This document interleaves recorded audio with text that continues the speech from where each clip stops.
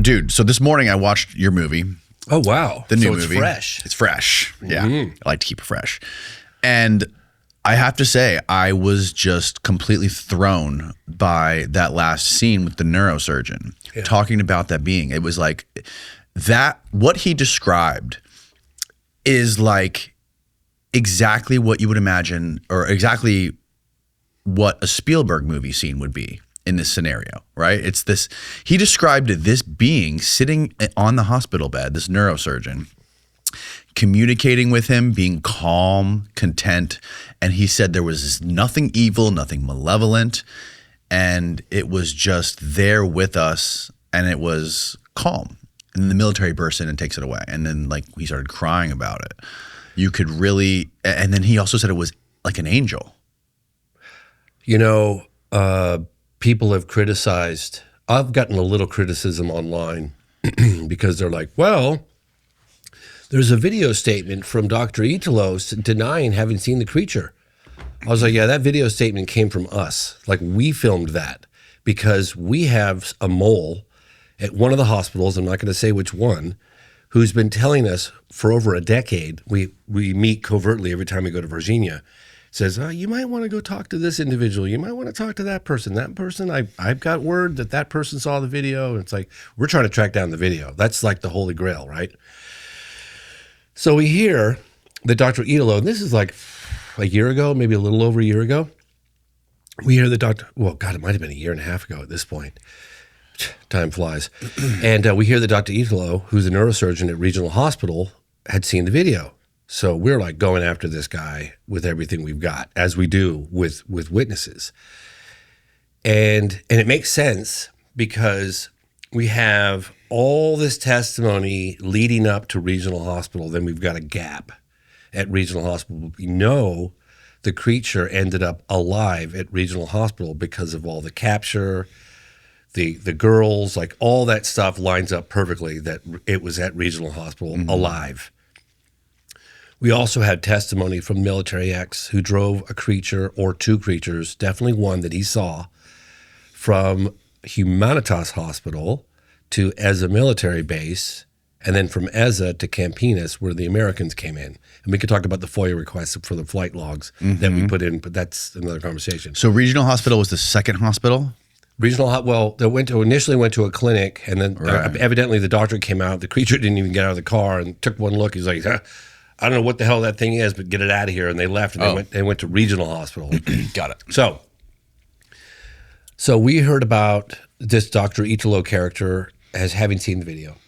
So we went after him. Marco Leal, my partner, boots on the ground. He was like, he's very good, very persistent. He's like me. We're both incredibly tenacious. I mean, we're like the squeaky wheel. And we ultimately get a meeting with him, and Marco puts it on Zoom, video Zoom call. And again, this is like a year and a half ago. And I was just laser focused on the video. Like, I was so excited. I was bubbling over like a kid on Christmas morning. You know, I was thinking, oh my God, really? Does this guy? Because I'm thinking that either he has a copy or he could lead us to who shot it and who has the copy, right?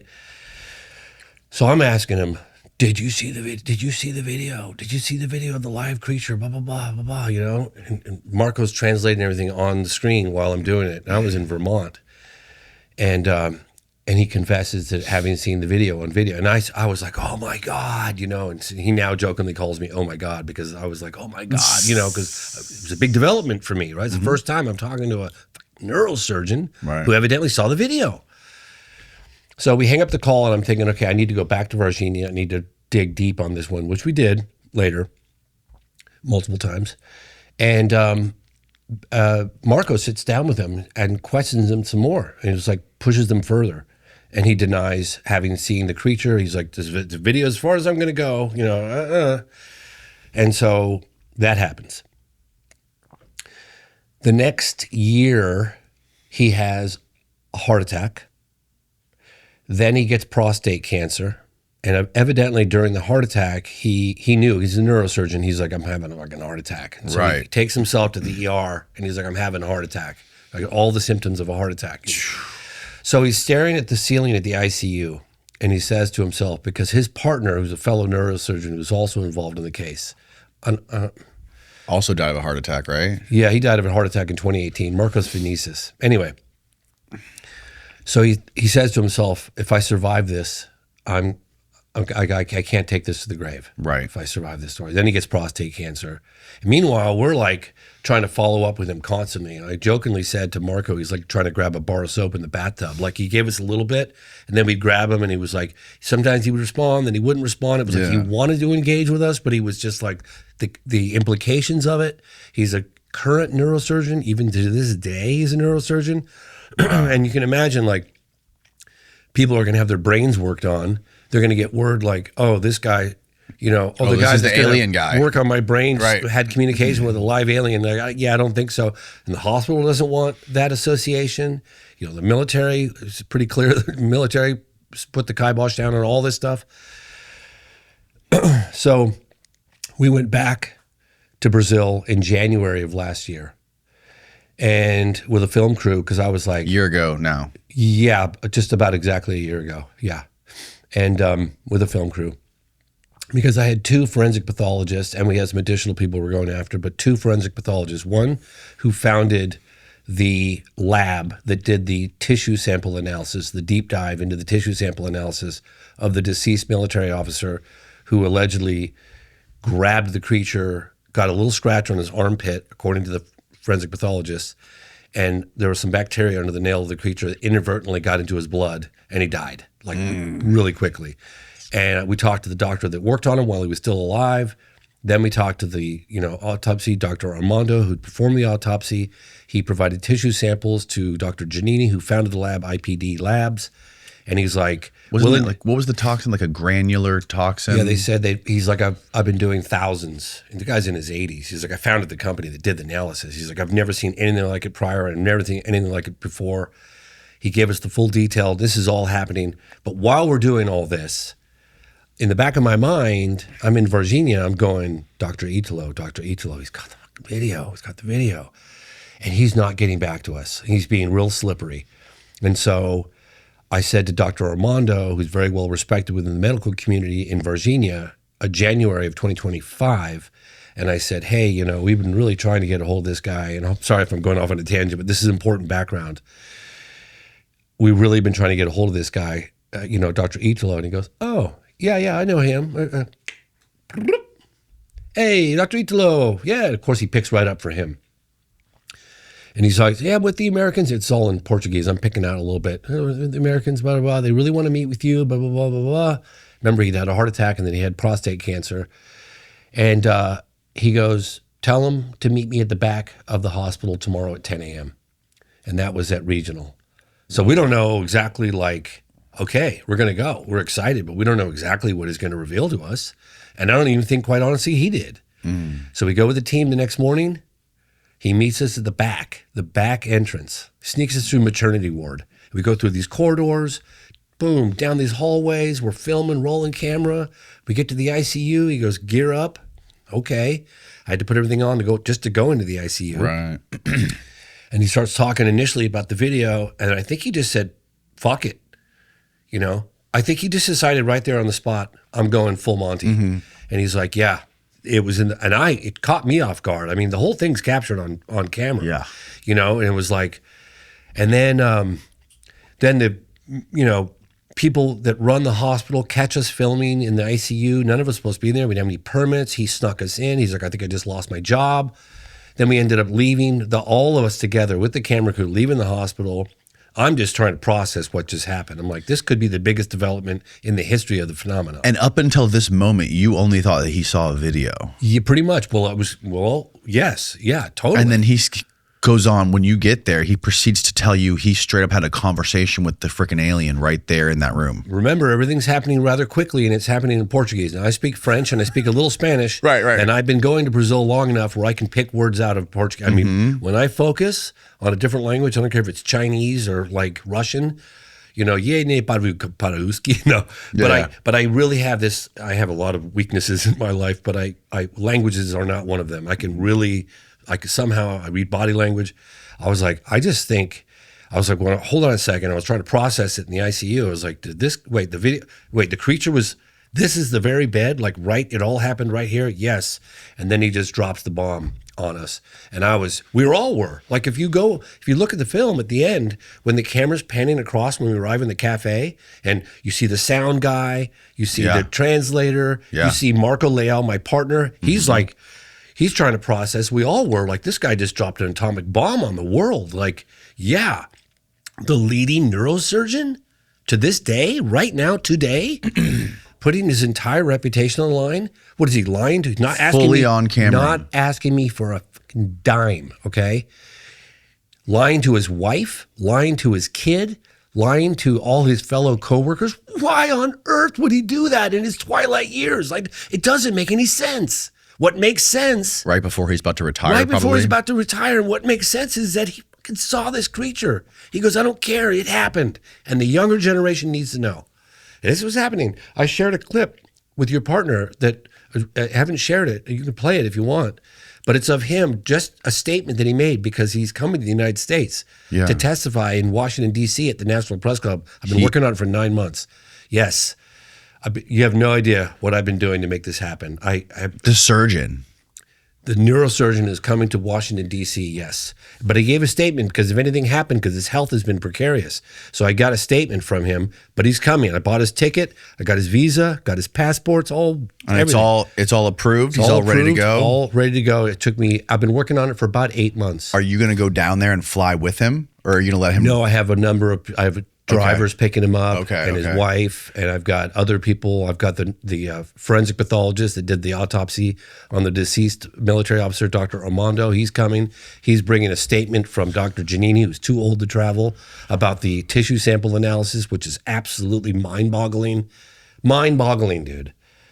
Mind-boggling. Yeah. Are you a little nervous for the trip that he's about to make? Nervous for everything. I'm sure everybody knows about this. All the agencies are nervous about everything. Oh no, I involved members of Congress and the State Department. Yes, because trying to get the visa applications, I had like 15 applications, 14 applications, something like this. Yeah, is this the video? No, that's the other one. It's with the video with him in the coat. He's got a coat on in the lab. Nope, that's the one with all the doctors, and that's an amazing clip, and you should watch that for this one right here. This one right here. That's the one. All right, give us some volume, Steve-O. Right, give us some volume and back it up. Go for it. Meu nome é Ítalo Denelli Venturelli. Eu juro que o que eu vou dizer para vocês. I swear that I will share is the truth and nothing but the truth. Sou médico há 46 I've been a doctor for 46 years. In 1996, on January 20th, I was called to see a patient. Getting there, I realized it was not a being not of this planet. I was called to give my opinion on the case, accessing it medically, assessing it. Conscious, no pain, no bleeding, breathing well, very calm and tranquil, resembling a 7-year-old, pale, no bad odor. The head was large, teardrop shaped. Small mouth. One hand under the sheet, other one out. The eyes weren't red. They were lilac and teardrop shaped. Looking at me very calmly, not agitated, aggressive, or in pain. I think not afraid either. He seemed to understand the situation. A beautiful gaze without judgment. Twice he looked at me, then to the window, then at me again. I stood about 60 inches away from him. I did not touch, but I was close. His way of looking suggested an intelligence greater than ours, than humans. He understood, despite his defensive position. He was not afraid. He understood what was happening. He likely had some purpose for being there. The truth is, I'm an eyewitness. I saw the being. Say what you want, joke, mock, but I saw him lying there in front of me. It is important to highlight this is not about money. This is what changes the very concept of humanity. A being from another place. I was called by chance. to see another patient, and I saw it. It's important for people to know this. Those who say they've seen a spacecraft, we really saw it. It's not easy to be here on camera talking about this. They ask, and it feels like we are lying, having to insist. I have sworn I saw it, and I did. I want the youngest generation to believe that this indeed exists. Wow. Wow, that's heavy. It's that mushroom that you've seen before, the one with the bright red cap and the white spots, straight from Mario and your favorite Christmas fairy tales. It's not psilocybin, and it's not a psychedelic trip. It's Amanita muscaria. It's fully legal, and it provides stress relief that I've never experienced before. I never would have touched Amanita if it weren't for Amantara. You see sketchy gas station products all the time, and they do lots of harm, which damages our perception of the real thing. Amantara is the complete opposite. They are the largest Amanita supplier in the US, totally legal, ethically sourced, lab tested, and they work directly with foraging families around the world. This isn't a side hustle or a scam. It's a serious operation. Real Amanita tastes earthly, almost like a tea, not an artificial chemical. And the experience feels clean, no weird edge, and no synthetic vibe. I enjoy Amantara's Amanita capsules for a variety of reasons. Primarily when I get home from a long day at work, helps me deal with stress relief, helps me deal with the anxiety of the days ahead, or when I'm sitting at home surrounded by screaming toddlers and crying babies, late in the evening when I'm at home surrounded by my kids screaming and fighting each other, I'm much more able to tolerate high stress and chaos without feeling triggered or stressed. If you're curious about Amanita, don't grab something random off the counter at the gas station. Use the legitimate and trusted professionals. Amantara's 500 milligram capsules and gummies are consistent and beginner friendly. 2 or 3 capsules is a great starting point. Check out the gentle, relaxing effects of Amanita muscaria today. Go to amantara.com/go/DJ and use the code DJ22 for 22% off your first order. Again, that's amantara.com/go/DJ. And don't forget to use the code DJ22 for 22% off your first order. Why would he do it? Why? For what purpose? Lying to his, sitting with his wife. He's lying to his son, his family, his coworkers of 45 years. There's another clip. When is this press club event? January 20th at the National Press Club in Washington, D.C. Okay. So check this out. This is me 2 weeks ago in Varginha, Brazil, with an unprecedented meeting with all the doctors involved with the case. And there are others, but all the doctors that we know of involved with the case. And listen to what I say to all the doctors. And there's Amar with Yes Series sitting next to me. Question. I'd like to ask Giannini how long Giannini has known Italo. Faz quanto tempo que o senhor conhece o Ítalo? Desde que ele chegou em Varginha. Ainda usava fralda. Okay. So a long time. Safe to say a long time. 48 anos. 48 years. 48 years. Você chegou menos. Dr. Armando, how long have you known? 35 anos. 35 years. 35 years. How long have you known Italo? 35 também. About 35 years too. 35 years. So, doctors, when he says he saw the creature in captivity at Regional Hospital, do you guys believe him? Então, quando o Dr. Ítalo fala que ele viu a criatura em cativeiro, né, no CTI, vocês acreditam no que ele fala? Com certeza. Deixa eu dar uma pergunta. Doutor Cesar. Tem credibilidade para isso. Dr. Cesar. He's the one that did the tissue samples of the deceased military officer. The That's white Dr. guy? Giannini, yes. He owns the company IPD Labs that did the tissue samples. He did them personally. He's never seen anything like it since or before. Thousands and thousands and thousands of studies. He said the bacteria performed in a way that nothing he's ever seen on Earth. This is the bacteria that killed Marco Chereze. Evidently, yes. What else did he say about that bacteria specifically? So the doctor, you see right here, there's Dr. Cesario with the glasses on. There's a guy filming him. Yep. That's the guy that worked on Marco Chereze while he was still alive in the hospital.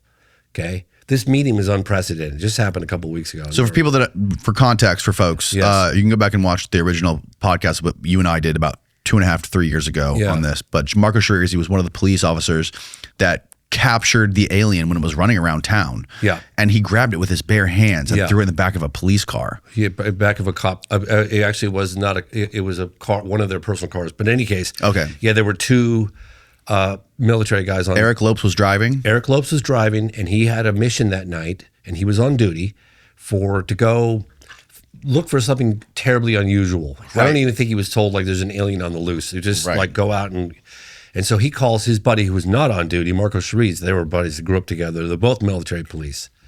And in Brazil, when you're a police officer, you're military. When you're a fire department, you're still military. If you're a radar control operator, you're still military, right? Mm-hmm. So he calls his buddy. He goes, "Hey, I got this unusual mission. You want to jump in the car? You want to go with me?" And he's like, "Yeah, what's up?" And he says, "There's this strange creature or something." Eric Lopes was in charge. Eric Lopes was in charge. Eric Lopes was driving, and this thing runs across the road right in front of them, just a couple blocks away from where the girls had seen the creature. 3 girls in broad daylight just a couple hours earlier, and the military blockade all around that area. Everything lines up perfectly, and grabs the creature without moment's hesitation, puts it in the back of the car. I was told even on his lap by one of the Brazilian researchers that knew Eric Lopes, but I'm not sure about that. Takes it to a clinic, and the clinic doctor came out, saw the creature, and was like, "I don't know what that thing is, get it out of here." And then he ultimately takes it to regional hospital where he drops it off, and then Dr. Italo was on duty that night. So he gets a scratch. And apparently he had like some oil on his skin, which is weird because the girls described this creature as exactly as the same creature that Italo saw, the little knobs on the head, the big eyes. They described him as red. He described him as lilac. He described the skin was more of a white. They were saying brown and oily. In the operating room, right? They said it was white too. Yeah, well, it was exactly in that. Well, I'd say operating room, but it was the ICU. ICU, yeah, okay. ICU. Yeah. So anyway, I don't know, man. One can speculate, but the girl said it was cowering, it was afraid, it was suffering. That she said that it was really because January is summertime in Brazil. That it was really, really hot, and that the skin was just like it looked like it was really suffering out in this. Maybe it's some sort of defensive measure where it excretes bodily fluids out the skin, and that smells. Does it turn brown from the hot sun? I have no idea. And it reeks of sulfur and ammonia. Yeah, it reeked of sulfur and ammonia. But anyway, Marco Chereze gets this infection. He gets a scratch under his armpit. And it wasn't like the creature tried to kill him. It was just like he grabbed it and he got a scratch under the armpit. And Dr. Giannini, who saw the older gentleman, he said most likely the scratch came from bacteria under the nail of the creature and they got into his blood. Right.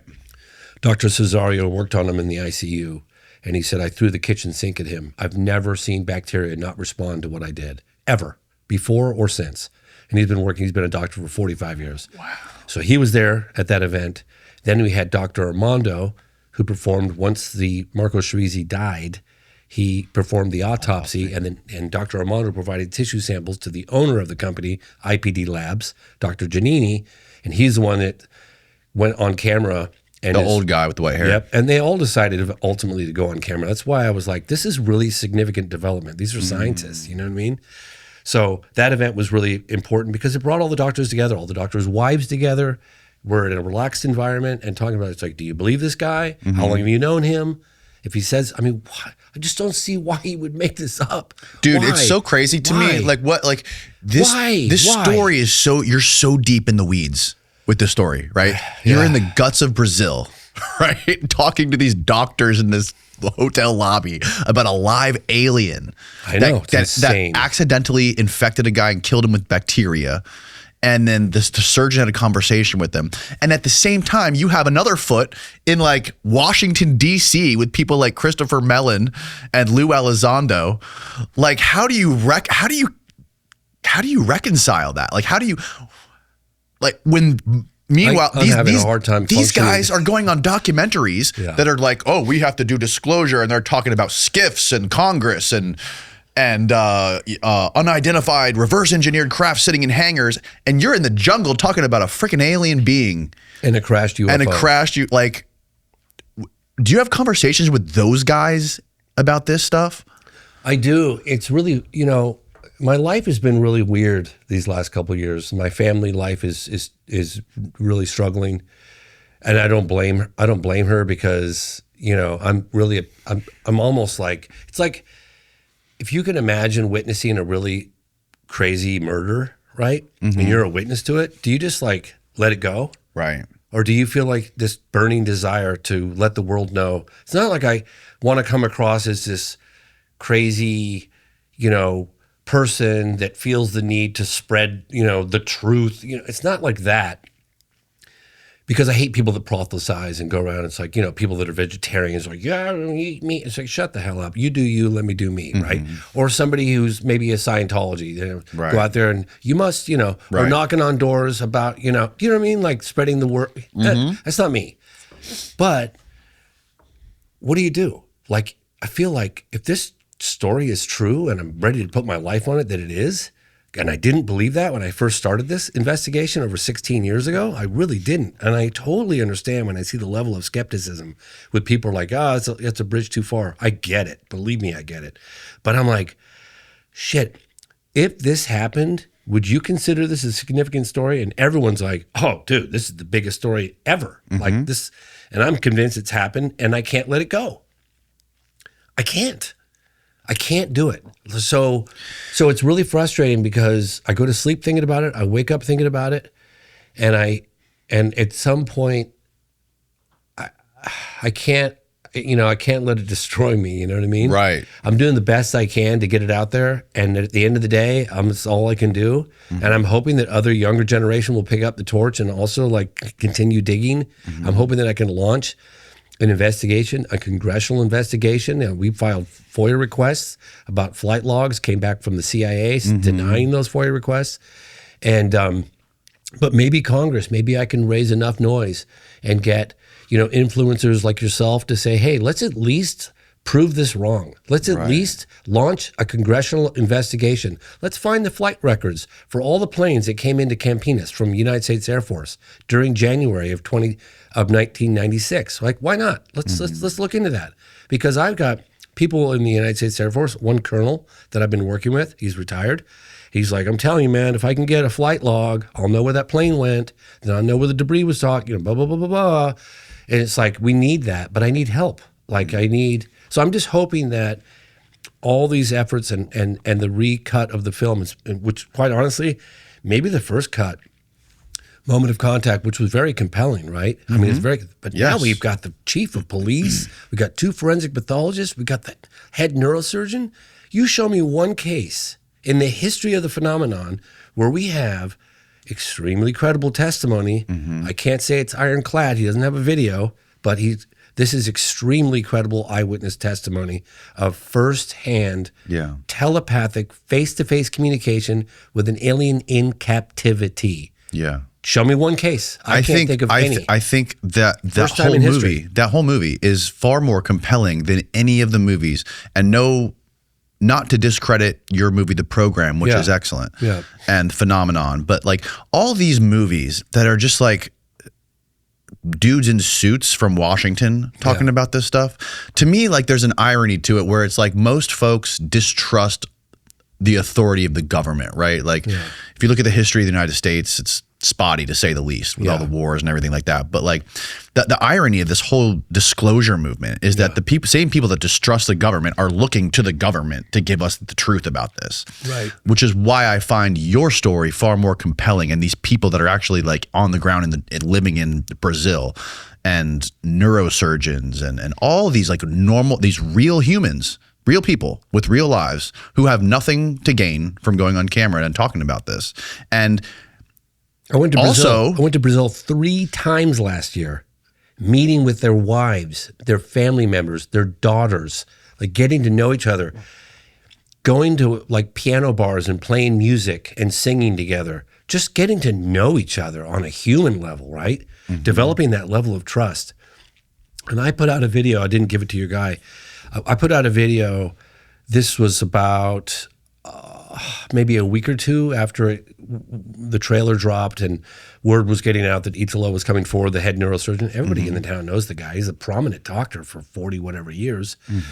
And he was getting messed with. They were threatening to take his job away. Things were getting precarious. He was scared. And I was like, okay, I need to back this guy up. I need to back this guy up. And I basically put out a video, which spread like wildfire all over the Varginha, right? I mean, I got the mayor. I'm working with the mayor now, former chief of police. And that video was basically like, hey, you know, even if you don't believe him, that's fine. I'm not asking you to believe him. I completely understand your level of skepticism, but respect this individual who's dedicated his life to helping people. He's ran 3 different hospitals. He's the lead neurosurgeon. And by the way, if any military personnel are considering paying him a visit, and I was serious as a heart attack when I said this, I will dedicate the rest of my life to find out who you are and expose you guys, because I want people to know that I've got their backs. I'm not just out there trying to make a quick buck off their story. I've got their back till the day he's dead. Right. And he knows that. And I put that video out. We had a screening just a couple of weeks ago with the mayor. Oh, the whole room was packed. I got video. Amar was there with Yes Siri. He filmed the whole thing. And I had a couple of people come up to me and witnesses. And they said, when we saw that video of you, when we saw that video of you having his back, it was like you had all of our backs. So I was just like, you know, I was like, that's, so there's that trust, you know what I'm saying? That trust has to happen. And it's like, you know, and getting in with their families, like, can't even describe to you guys like what it's like. I'm like, this shit happened. Yeah. My God, this stuff happened. And I think there's more. Now we have a couple names of people that were at Humanitas Hospital, and they're not quite ready to come forward yet, but we'll see what happens. The 30th anniversary is January 20th, coincidentally the same date as the event at the National Press Club. Yes. That was not a coincidence. That's funny. There are a lot of New Year's resolutions that start in the kitchen. And I'll tell you from experience, the easier the cooking experience, the more likely you are to keep it up, which is why I recommend Hexclad's incredible lineup. They look slick, they feel heavy, and they sear better than anything I've ever owned. Just this morning when I was cooking my eggs, my wife had to snap me out of it because I was in a trance just admiring my Hexclad frying pan. Its stainless steel hex pattern is filled with ceramic non-stick, which makes for a slick cooking experience. And it's protected from metal utensils. No more sauces welded to your pans. Hexclad is free from PTFE nonstick toxins. It has crazy durability, and cleanup takes less than 10 seconds. They perform like pro pans. They look sexy as hell sitting on the stovetop, and it's the first set of cooking gear I've ever wanted to show off to my friends. With over 1 million customers and 50,000 5-star reviews, it's not a secret how rad these pans are. There's a reason Gordon Ramsay uses Hexclad professionally and at home. New year, new you, new cookware. For a limited time only, our listeners get 10% off your order with our exclusive link. Just head on over to hexclad.com/Danny. Support our show and check them out at hexclad.com/Danny. Make sure to let them know we sent you. Bon appetit. Let's eat with Hexclad's revolutionary cookware. What has been the response from about this whole investigation on Varginha to these big wig folks in Washington that are like all about disclosure? Well, here's the interesting thing is just trying to get people to watch the film. Yeah. Because it's almost like it can't be, therefore it isn't. And I just say to people, like, don't take it from me. Just watch the movie and draw your own conclusions. Like, to me, because you have all these allegations at the highest levels. Age of Disclosure just came out with Dan Farah and Lou Elizondo and stuff like that. And I get it. It's guys in suits, part of the... It's good. It's well done. It's very good. Beautifully polished, and it's high level. And the statements made at the highest levels are, let's say, they're compelling, man. Like, wow, why would these guys say all this stuff? Why would Clapper say that? Why would... Marco Rubio and Gillibrand and what's that, Senator Rounds, and I mean, it's pretty incredible, right? But you don't have that case, right? Because it's like you got allegations of crash retrieval and all the implications and the technology, yada yada yada. Now you have a case. And this case didn't happen in the United States. This happened in Brazil. Right. Now, it involved the U.S., and we didn't learn that till late into the game. I didn't. I never suspected I was going to find out the Americans flew in and grabbed everything. And in fact, at one point, I remember this reporter asking me, and I didn't know, hey, why is it the Americans can just fly in and grab whatever they want? I said, I have no idea.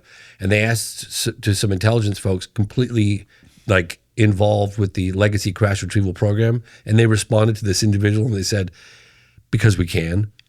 Yeah. Because we can. Yeah. They have their ways. They have their ways of making shit happen in South American countries. Look what just happened in Venezuela. Right. Exactly. Right? Yeah, they can do a snatch and grab anywhere they want, man. Yep, because they can. And it's so funny, too, because honestly, with our FOIA request, I kind of thought they were going to yield some results. I mean, why not? It's just a flight log. Right. Hey, nothing to see here, right? Just a flight log. Yeah, so explain the background of this FOIA request for folks who aren't familiar. Okay, so I got contacted, I don't know, a couple of months after the first version of Moment of Contact came out. And I knew it was going to be an ongoing investigation. Like you put a film out, and more people come forward, and people start to retire. They get to that twilight years in their life. I don't want to take this to the grave. My grandchildren should know about this. Anyway, this guy reached out to me, and he was like, excuse me, I could wipe my nose here. This guy reached out to me, and he was super duper like knowledgeable on air traffic and flight logs and locations and tail numbers. And finally one day, after we were going back and forth anonymously for a couple of months, I was like, excuse me, who are you? He goes, actually, I'm an Air Force colonel. I'm retired, blah, blah, blah. He goes, but I'm telling you right now, if we can get those tail numbers, because we had a photograph, but the tail numbers were kind of blurred. Oh, really? Yeah, we had a photograph. I put it out there a while ago. I don't think I made it into either cut of the film because we were doing background on it. But anyway, he made the suggestion. He goes, put a FOIA request out. So there was an individual I was getting in contact with a lot of people. Hey, how can I help? I really want to help with this case. I said, hey, we need to organize a FOIA request. So we filed a FOIA in 2022, and we said we want all the flight logs of United States Air Force planes because we got word from the, I don't know if you call him a flight control officer, someone who monitors incoming flights into the state of Brazil in a particular region. And any flight that comes into Brazil that wants to land has to have authorization from the Brazilian government. There has to be that. And this plane came in, according to the flight control officer that was on duty that night, and he happened to come clean on the last. Yeah, thank you. Yes, thank you. Oh, good job, Steve. Look at that. That's the plane, and we're trying to Can you blow that up bigger? So we were trying to get the tail numbers. We were trying to get, match the area to see if that was Campinas in 1996. Like, we're trying to do all this research. The person whose finger it is a Brazilian person, and we've been contacted anonymously, but we couldn't reach him. Sometimes people would say they have more information, and you think, okay, you're onto something. I don't know if they get cold feet, if they were lying, whatever. But anyway, so we filed this FOIA request in 2022. And we just wanted the flight logs, and I figured, well, let me give it a wide window. So I think I went from like February 10th. Zoom out a little. January 10th, 1996 to January 28th, 1996. Mm-hmm. And it took 3 years to get a response, but the response came from the CIA. It's in the movie. Yeah, the response came from the CIA basically saying... How many years later? 3. Yeah. Which is a red flag, right? I thought when you so. send it to one agency and the CIA responds 3 years later. I thought so, and they were like, "Your request is denied." 1949 National Security Act, right. Blah blah blah, and right. therefore your request is denied. We can neither confirm nor deny those records, and according to the 1949, National Security Act, whatever. Therefore, your request is denied. It's in the movie. That's crazy. I don't know, man. It just seems so crazy. So on a Black Hawk helicopter. Well, I heard that's what. Oh, so when we interviewed the former chief of police, and by the way, getting to him was a story, and he just died. Oh no. Yeah, he just died. But he was old. Pedro foul play. Aguiar. He apparently. Well, we went after him because of a photograph. But we didn't know that he too was a first-hand witness. We were going after him for years, and he was like a bar soap in the bathtub. Because, you know, people are conflicted about coming forward. They know the implications. They know the risks. You know, even in the community, forget about the risk within the military and all that stuff. Even with the community, oh, you're the UFO guy, or you're the one that sees aliens. You know, nobody wants that in their life. It's not a career-enhancing move. But we've been going after him for a while. We thought we were going to get him in the first cut of Moment of Contact. And again, bar soap in the bathtub. And then ultimately, and he was like, okay, well, come to my house. Oh, no, don't come to my house. And we had his address. We'd go to his house. There wasn't anybody there. We kept doing this for year after year after year. And then finally, last year, I think it was January of last year, we were going to his house, Pedro Aguilar. And I talked to him via Zoom calls in the past years ago. And he did not deny having that photograph at the time. We were going to his house, and I think it was like maybe 5 o'clock in the evening, and we were on our way to go to Varginha, and I had my whole crew with me. And somehow somebody needed to go to the bathroom on our team. Could have been me, I don't know. And we stopped at this little pizzeria.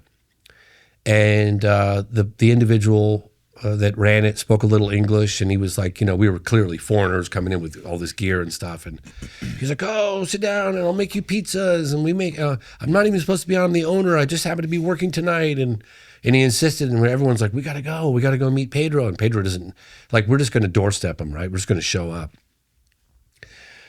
And I was like, you know what? Let's sit down and let's have a pizza with this guy. So he makes us his fresh pizza, and we take a completely unannounced, like 1 hour, 1.5 hour pause at this restaurant and just had a lovely dinner. We had a glass of wine. We hung out with the owner. It was beautiful. It was really fun. Wow. But it put us in later than we should have been. But it just happened that way.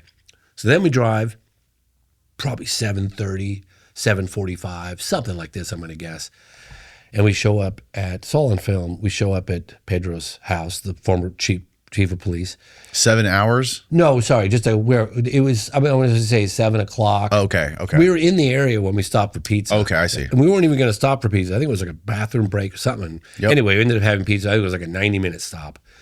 We show up at his house. He had just arrived 10 minutes earlier. So had we come earlier, we would have missed him altogether. It was absolutely perfect. Yeah. So Marco goes first, right? He's very disarming, and he's Brazilian. And Marco starts talking to him a little bit, and the chief of police's son was there. I think his son is like 11 or 12 years old, and chopping it up with him a little bit. And I'm off in the distance. I'm looking over like, oh my God, he's here. Yes, you know.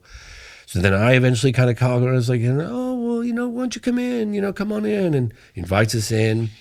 And I think one of us had a mic on us just so we could pick up the audio. And then the audio guy was in the car monitoring. And then my DP, Dave West, was like, oh, I want to come in. I was like, hold off. Let's just feel things out a little bit here. So we start talking to him, and we're just like, you know, just getting to know him a little bit. He knew me because I'd done a Zoom call with him a couple of years earlier, and we'd also talked to him over the phone in 2021 when we were shooting the first version of Moment of Contact.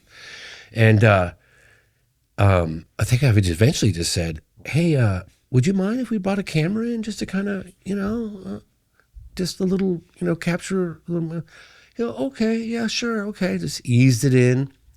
Here comes Dave. Come on, Dave. Like, and start filming a little bit. Now his wife was like, he eventually went from the table over to the couch, and his son was sitting at this little table to the right. If you're looking at the couch, it was to the right. Mm-hmm. And his wife was sitting at the table with his son, and his wife had eyeballs. I've never seen her eyeballs. I remember seeing, like, there were two eyeballs that I looked into never before in life. One was Eric Lopes, who allegedly drove the alien, and hers. And she was looking at her husband. She was sitting here looking that way. She's looking at her husband like fucking, I thought her eyeballs were going to come out of her head. And I kept looking at Dave, and I'm like, get her eyeballs. Like, film. I don't know what she was telling him. Like, you shut your mouth, or are you going to reveal all, or do we have this photograph? I don't know. But she's looking at him. And we just kept talking, you know, and then he starts giving an interview.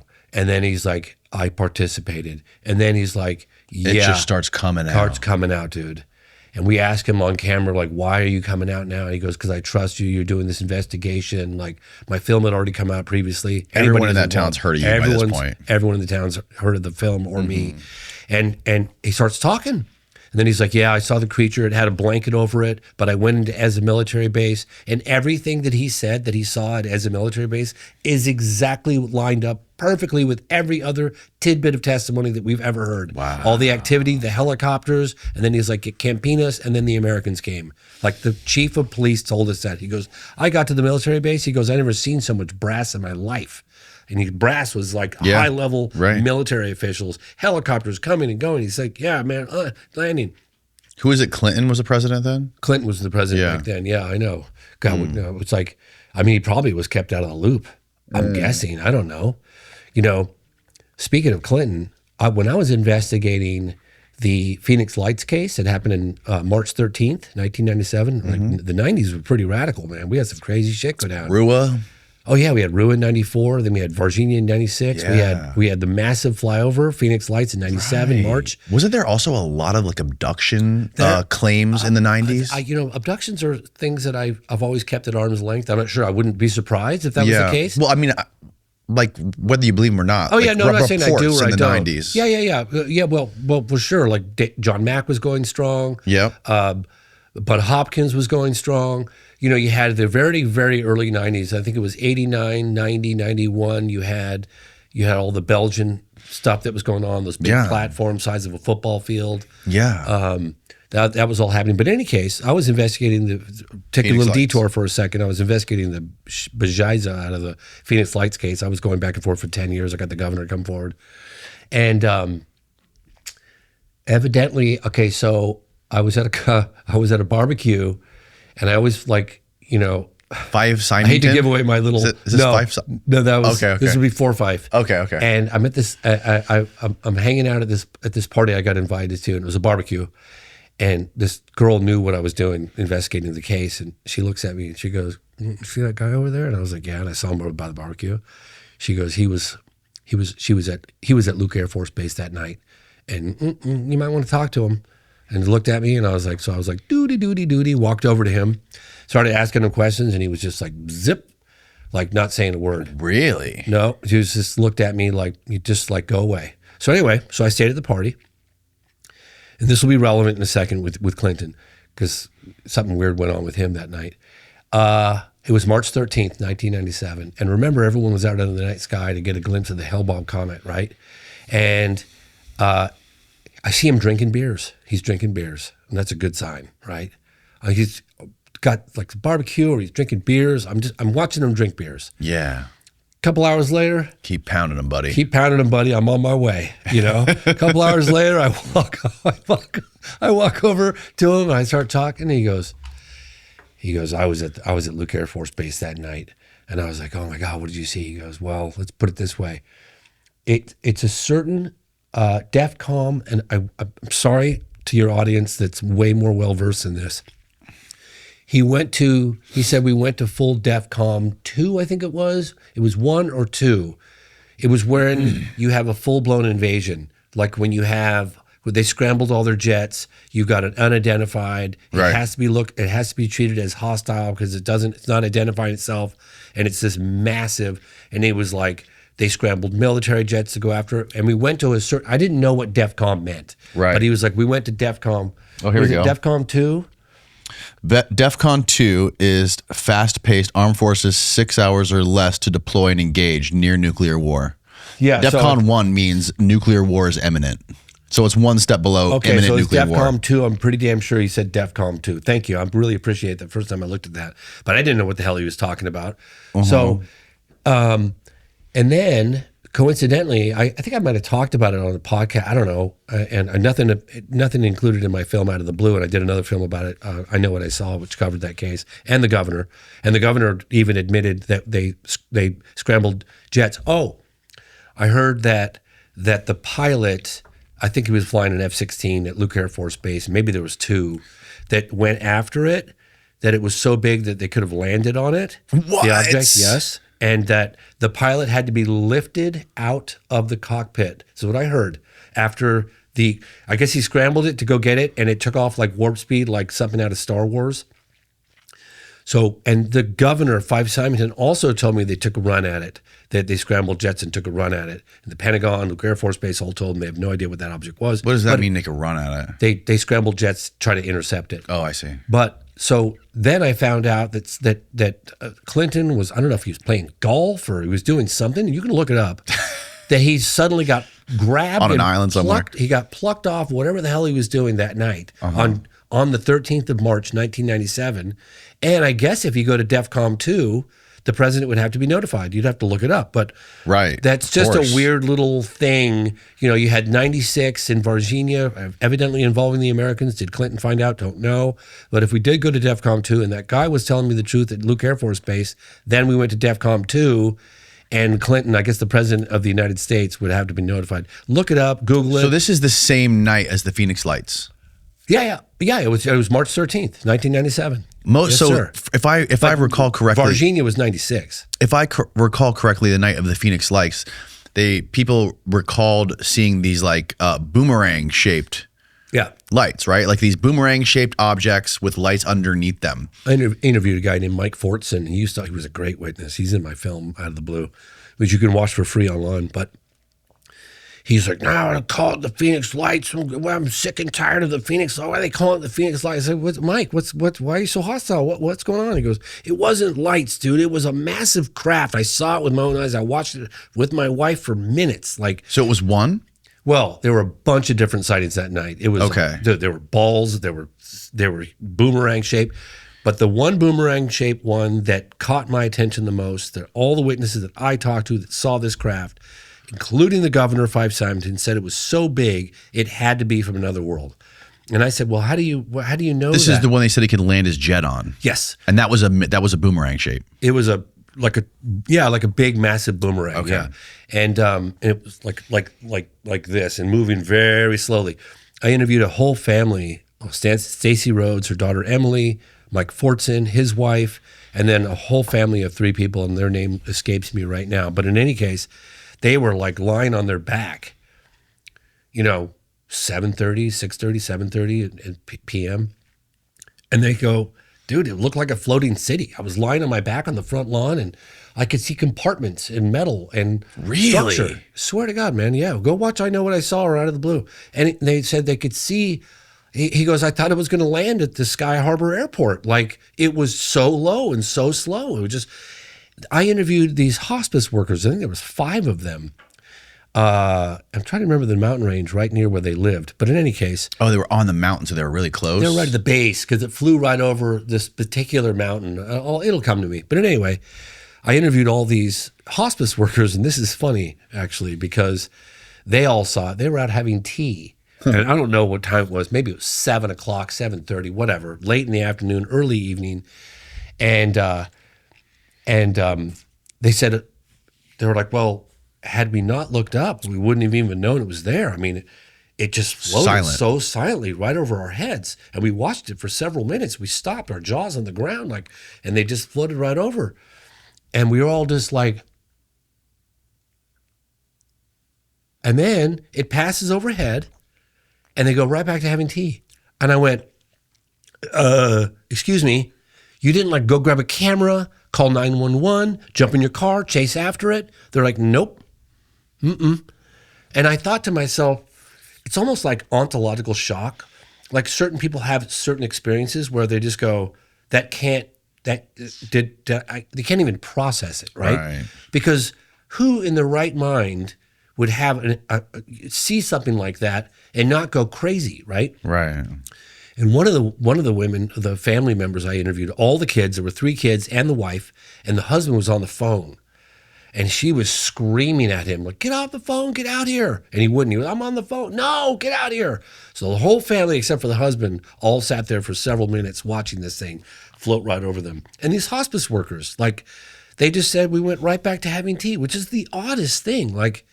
I can't wrap my mind around it. Most people tend to lose their confidence and their discipline after the first few weeks of the new year. But if you really feel good about yourself, it'll motivate you to succeed more with your resolutions. And fuller, confident hair doesn't get any easier than with the click of a button. The iRestore Elite is clinically proven to help regrow your hair using 300 lasers and 200 LEDs. In a double-blind clinical study, nearly every participant saw an increase in hair growth with this technology. The iRestore Elite uses VIXO lasers that feature wider beams of red light wavelengths that reactivate dormant follicles to restore your natural hair. And the LEDs provide broader, uniform coverage to fill in the gaps. And it all comes with a beautiful money-back guarantee. It's comfortable, it's lightweight, it looks badass. In fact, it's so badass looking that I can't keep people away from me who constantly are wanting to try it themselves. I've talked about red light before, so this product is really reassuring. For maximum effect, bundle it with the Revive Plus Max Growth Kit and Biotin Gummies, which works great with the red light wavelengths. It's a new year and the perfect time to feel refreshed and confident, and iRestore is here to help. Right now, they're having a big New Year sale. And by using the code Danny Jones at iRestore.com/Danny Jones, you can unlock an exclusive discount on the iRestore Elite. That's the letter iRestore.com/Danny Jones and use the code Danny Jones. Please support our show and tell them we sent you. But it's wild. But I think about it this way. You got David Grusch. And you could believe him or you don't believe him. That's fine. Right? He delivered at times the daily briefing to the President of the United States, high-level intelligence officer. Again, you can believe him. You can think he's crazy. It's all fine. All the smartest people I know on this topic, they all say he's super legit. Yeah. So, That's all all I right. know. And some people just say that, okay, whatever. It doesn't matter. But he made some extraordinary allegations under oath to a bipartisan group of lawmakers, okay? Mm-hmm. Don't you think the media should pick that ball up and run with it? I mean, what happens? Right. What happens when somebody makes allegations of sexual peccadillos with a president? Dude, it's all hands on deck. Look at what happened with Trump. Look what happened with Clinton. I mean, my God, that investigation, I would live through that. That investigation went on for like years. The whole media, dude, they must have put millions of dollars, the prosecutor, all that stuff over allegations of inappropriate, sexual, whatever. Okay. Yep. My point is, at least do some deep digging, or perhaps we lobby together to provide a platform for the likes of David Grusch and others. And you don't have to believe Lou, and you don't have to believe Hal, and you don't have to believe Eric Davis, and you don't have to believe Grusch. But what about this? What about we lobby the executive branch and provide some level of immunity so they can testify under oath, not in a skiff, because everyone's frustrated. Everyone's had it with the skiffs. Right? It's the people. How about we create a platform that enables them to give the specific details to the public, to the world, right? That's what we should be focused on. Hey, let's call their bluff. I think you're full of shit. Fair enough. All right. What do we got to do, Mr. President? You want transparency in government? You want transparency in UAP? Dude, it's the most popular thing out there. Everyone would love to know that it's real, right? And of course, I happen to believe David Grusch or his claims because I'm out there in the field learning about this stuff. Right. Right? That's one of the things that I wanted to kind of cover. Wasn't he stripped of his retirement? Oh yeah, he had to. Right. I don't know if it was a year before or months. He's probably just before. making shit up, Yeah, but my point Worth is losing his entire retirement. My point is that let's not believe them, but let's chase it down. Why not? The implications are so profound. Why wouldn't we follow that up? Why wouldn't we dedicate some resources to those allegations? Why wouldn't we find the old ICIG, Thomas Monheim, Here's my thing. pin him up against the wall? How about subpoena him? He's got all the details. Right. Here's you see what I'm saying? Like, yeah. what? So your interview with Eric Davis in your new movie. Yes. You're sitting there talking to him, and he's like, "I've seen all this stuff. I've been in the skiffs. I've seen all the classified stuff, but I can't tell you because I swore an oath, blah, blah, blah." But he said, "I swear on my daughter's beating heart," or something like that. He said he swore on his children's lives. So that this stuff is real. And then he said, "Mr. President, if you wave the magic wand and give me immunity, and I'm subpoenaed, I will testify under oath to a bipartisan group of lawmakers, and I'll give all those details." So here's the crazy hypothetical So we should situation. do that. Here's a crazy hypothetical. Yeah. James, I saw saucers in hangars, and we have 18 captured alien bodies that are in our custody in Florida, New Mexico, Ohio, wherever. And he just, now what? Now they're going to come arrest him and send him to prison? So imagine that. Imagine he says that on your documentary, and the next day they throw him in prison. What is that going to say to the public? Right? If you're the president or you're the DOJ or the CIA, and that comes out on a DVD, or not on a DVD, but on Amazon the next day. First person who does it's going to have balls of steel. Like, of course it's risky, but imagine you're on. Put the shoe on the other foot. Yeah. Imagine you're the government or whoever it is in charge. You're the gatekeeper. You're the gatekeeper. Is it a great idea to throw Eric Davis in prison or whack him? I don't think so. Well, at the very least, he'd be stripped of all of his clearances and be out of a job. At the very least. Is he still employed? Yeah, he's got high-level clearances to this day. Oh, he still works for them. He works for, I don't know if I can reveal who he works for, but he has high-level clearances to this day, and he'd be out of a job at the very least. Right. Okay. But I've also heard that they can because it's a national security issue, they can pluck you up without due process and put you right behind bars. I've heard that. Right. But I mean, it would certainly validate what he's saying. If they did that, absolutely, I agree. Yeah, I agree. But wouldn't it be better to do it the more legit route? And also, I don't know. I think I don't know. But hold on, because some of these guys are patriots, and they're like, there are certain justifications for secrecy that I agree with. Like, let's just imagine, whether you believe it or you don't believe it. Okay, let's just say that we did have recovered craft of non-human origin, right? And we've been collecting that since the 40s, perhaps even earlier. So whatever's flying around in our airspace, those well-documented UAP and UFO reports dating back forever, those things exhibit a technology that fly rings around any shit we've got. Our leading military jets, these things make a mockery out of them. I mean, talk to Dave Fravor or talk to William Coleman, who was former United States Air Force World War II pilot. He saw a flying saucer back in 1955. Talk to all these, it's all parallel. The technology exhibited is light years than anything we got. Let's just say that's real. And let's say we recovered that technology. Now, I'm not saying that we've successfully reverse engineered it. I have no idea. Okay. Right. But if they have it, and if they are trying to reverse engineer it, I don't know about you, but I damn straight wouldn't want Russia or China to get their hands on that technology and reverse engineer it, because they put a bomb on it and it's game over for us. Of course. Right? So I could see that. I don't agree with it, but I could see that being a legit reason for national security on the technology.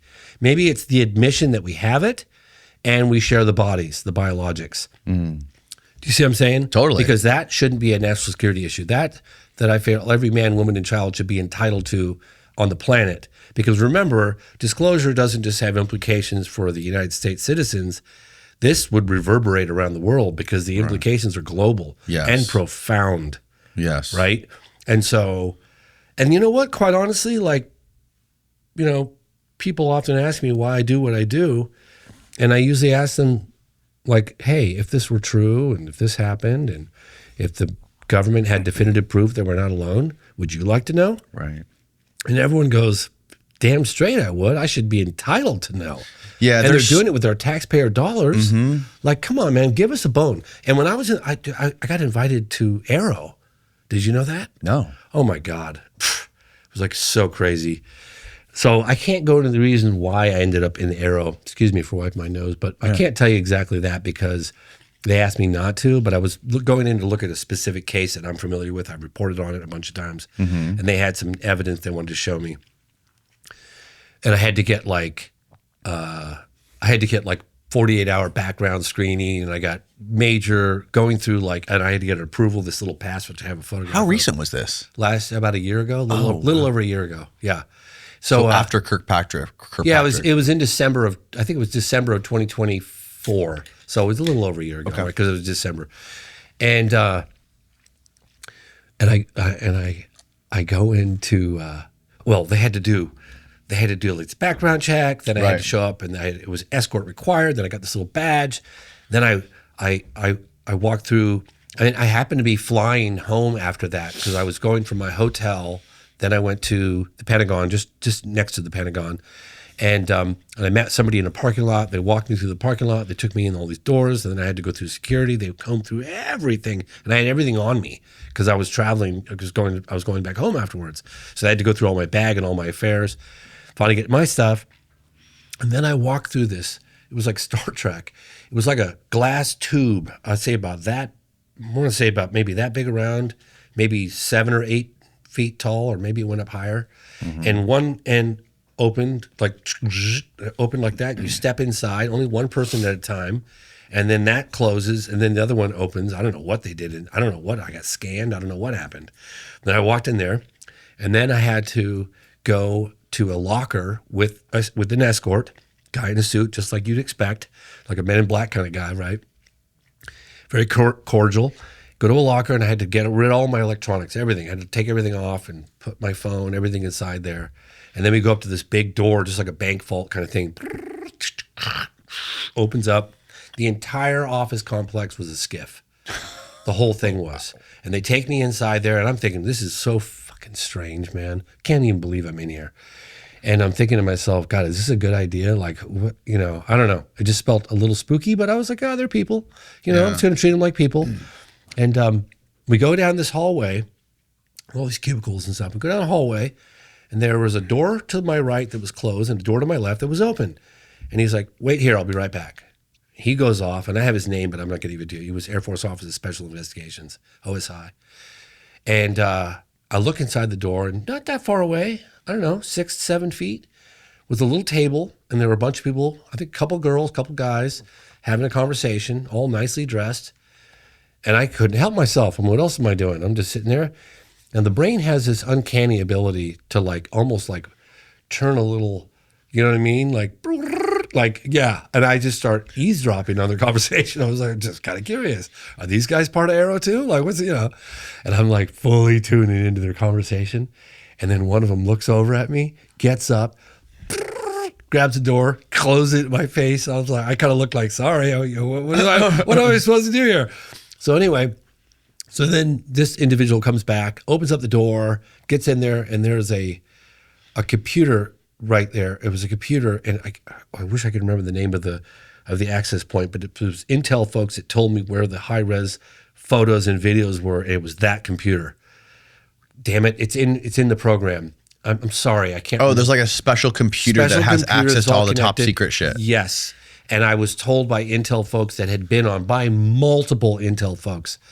And it was right there. And I was looking at it. I was like, oh, what's that? He goes, oh, that's the Skipscom or whatever the hell it's called. I'm sorry, I can't remember. I'm sorry. And start showing me some footage and stuff. And I was like, what if he said, James, I'll let you have this computer alone in here for 1 hour. But on one condition.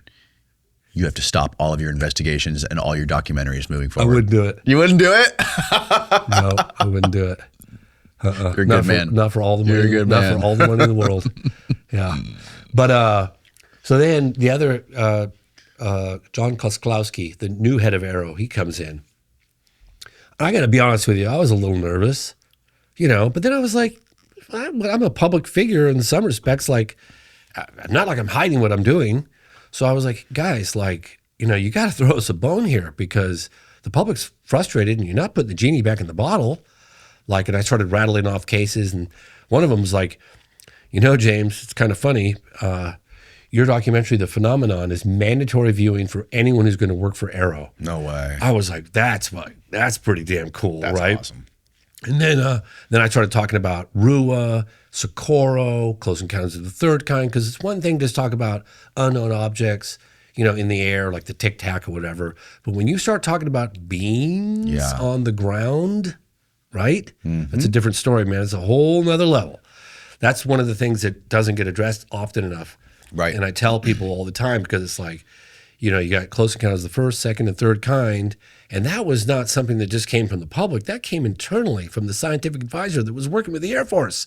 They were documenting Close Encounters of the Third Kind in the 50s. Right. And they were putting it off as psychological. I think they were writing it off. Psychological. The person's batshit crazy. Don't look at it. Psychological. And that changed with Socorro in 1964. But then I said, people aren't going away. We're having these hearings. You guys are going to come to the determination, if you haven't already, that some of these represent a non-human intelligence. What's going on? And John looks at me, John Kosklowski, the new head of AARO, and he goes, James, I can't part my own hair without approval from the DOD. and you can quote me on that. He was basically telling me, dude, my hands are tied. It doesn't matter what I determine. It doesn't matter what I uncover, you know? And I've had other members that I have to remain nameless. That's so weird because I'm meeting with these people now. Kind of not surprising. And people think I'm crazy. Like, you know, look, like, well, I get accused. I go, James is a spook. He's working. I'm like, oh my God, come on, man. I've been doing this since I was in my 20s. Everyone's a spook, dude. I'm not a spook. Like, come on, I share everything publicly that I possibly can. Yeah. And the only reason why I don't share other things because if I violated the trust with some of the people that I've met with and the shit that I've heard, dude, okay, like, you know, I've heard some stuff, right? Yeah. If I said, I even asked one time, can I say I heard it anonymously? They'll know exactly who it came from. So the stuff that I've heard. Yeah. And well, can I transition into one more thing? Yes. Okay, so I'm talking to another insider, and like, why not? Why can't I have a seat at the table? Right. Like, what is it going to hurt? I'm not going to stop doing what I'm doing. Right. I'm not going to I'm never going to just not reveal what I possibly can, the maximum amount I can possibly reveal to the general public. I will always do that, and I'll be straight with you guys. And I don't get it right sometimes. I get criticized about Jason Sands. Do you have any idea? I forgot about that. Do you have any idea the level of background check I did on him? I got his full military records. I contacted his ex-wife and had to pay her to go up in the attic and dig through 30 different boxes to get all his photographs from when he was in the military. This is the guy who claims he saw the blue alien, Yes. and then Yes. they went down. They were told to like fight him or something. Whatever, I don't know. Some story crazy got stuff. sideways. But- I remember they were on Rogan. Him and the Yes. other dude. Yeah. So let me just tell you, I did everything I could. I accidentally exposed him. It was stupid, my mistake. I did it. So initially, he wasn't even going to be in the movie. I met him with people that I trust. But hey, man, we're all fallible. We're humans, and we're Sure. dealing with some pretty crazy shit these days. Yeah. And they were like, I know this is his records check out. I met with people on the inside that had been in with a skiff with him. I can't reveal their names. They were like, look, man, I know he has PTSD and I know this, but he's named specific special access programs dealing with the legacy UAP, crash retrieval stuff. The Sands guy was. Yes, he was like, knew the names. I got in trouble just for asking about those names. He knew this, the locations. He's who he says he is. However, he's got PTSD. I don't know what's happened to his mind. There's some stuff embedded. I even talked to some people about it there were specific memories that were implanted in Right. him. I don't know, man. Right. I don't know. What I do know is I have the names of the other witnesses out there. I did due diligence on his background check. I contacted his ex-wife and I paid because she wasn't responding. I said, I'll pay you to go up there and dig through those boxes hourly. And I said, you come up with, I need his photographs. I need photographs of him out there. And I got them all. And I put him in the movie. And I did his military record. And at one Which point, movie was this in? The program. This was in the program. Yes, Okay. you Okay. can watch it free online on YouTube movies. So, and Moment of Contact, New Revelations of Alien Encounters, I will also make that available for free on YouTube movies once I pay back all my investors. I will. I got my word on that. But for now, it's on Amazon, linked below for people to find it. Yeah. So what was I getting at? And look, and then he starts coming out with some crazier stuff. And I wasn't there. I don't have the clearances. Sounds crazy to me. And I told him, I was like, just so you know, I wasn't there. I didn't live your career. I didn't serve the country like you did. Right. But what you're saying is discrediting a lot of people right now, including yourself. Even if it's true, if I were you, I would keep it to myself. And let me tell you why. Do I believe in some abductions? Yeah, I do. Do you hear me out there talking about it publicly? Never. Yeah. Just about never. And you know why? That's a slippery slope. Well, yeah, it's I imagine censoring myself because I course, know how that shit you comes don't across. want to poison the well. If I told you like what I really believed, where I'm the direction that I'm leaning in terms of the phenomenon, people would bring into question my credibility because I understand on the outside looking in, someone like myself, I'm just Joe Public, man. I'm just a civilian. Yes. I'm just a curious dude with a camera. And I Yes. just happened to have gotten into places somehow. I don't know how the hell it worked out. I worked my ass off. I don't always get it right. I try to get it right. I would never deliberately report on something I didn't think was true, but like, hey, if you want to badger me over some mistakes that I've made in my 30 plus years, I think I brought a lot more positive stuff to the table than I have anything else. I'm not perfect, and I will own shit if I feel like I screwed up. But what can I say, man? What more can you do than that? This is not an easy field to navigate. That's all you can do. That is all you can do. And be honest, open and honest about it, which you clearly are. So I even talked to Skeptic Magazine, Michael Shermer, the other day. what? Yeah, I went on his show, and he's like, "You're one of the only people from the." I'm like, "Dude, I'll have a dialogue with you. Let's talk, man. I'll chop it up with you." Yeah, Sure. that's amazing, man. I mean, why not? And it's like, I'll meet with skeptics. I'll meet with, there's so much mudslinging going on in this field. If It's I crazy. listened to anybody, I wouldn't talk to anyone. I wouldn't meet with anyone. I wouldn't talk with anybody. I feel like I need to stay in my lane. I'm going to be kind to everybody because I believe in being kind. Even if you disagree, you should be even kinder. Okay? People can disagree, and that's fine. Yeah. You can disagree politically. That's fine. I'm really good friends with people on both sides of the fence. We don't care. They know how I might feel or how they feel. We're friends. Right. Totally. That's the way it should be. Yeah. And it should be the same in this field. Like, hey man, you think it's alien babies floating in Alpha Centauri? What? Cool, dude. All right, great. Yeah, we never went to the moon. Okay, yeah. Right. Right. I'm just saying, like, we're cool. Right. Right. Right. I'm good with it. I just try to stay in my own lane. I put out what I feel is the best information I can. People go, we'll get aliens. I don't know what crashed in Varginha, Brazil in 1996. I'd love to know. These beings that now I have 5 people, firsthand witnesses, 5 of them, all haven't seen the being. Actually, 6. The former chief of police saw it too, under a tarp. And Oh, really? yeah, he just confessed that too. And I have him on camera. He just died. But Was he the one that said he thought it was like a burned man? Yeah, and you'd mentioned Spielberg earlier. No, that was Military X. Excuse me. This stuff gives me. Oh, that was Military X. Okay. Oh, yeah. This is really good. It's delicious, isn't it? It's really good. White rabbit, baby. So, getting back to what I was saying, yeah, right?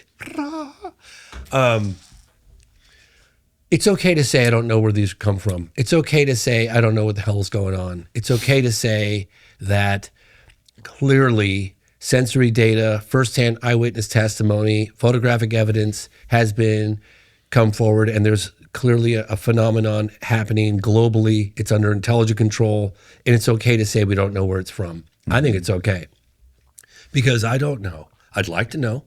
Oh, that's what I was going to tell you. Sorry, got sidetracked. So I was at the screening, the premiere, the world premiere. Well, I guess it wasn't the world premiere because that was in Texas, but it was one of the premieres on an aircraft carrier. Oh, yes, for the Age of Disclosure. Age of Disclosure, He invited me to that, and I couldn't make it because I had obligations with my kids. Yeah. But that sounds amazing. Yeah. So I was there for that, and there was an individual, which I probably shouldn't mention his name. You'll probably figure it out. Probably shouldn't. But we were, we talked briefly at the beginning of the screening, and then there was a Q&A afterwards, which I attended, and it was great. And it's an accomplishment, man. Look, I'd love to say that I've got, how many was it?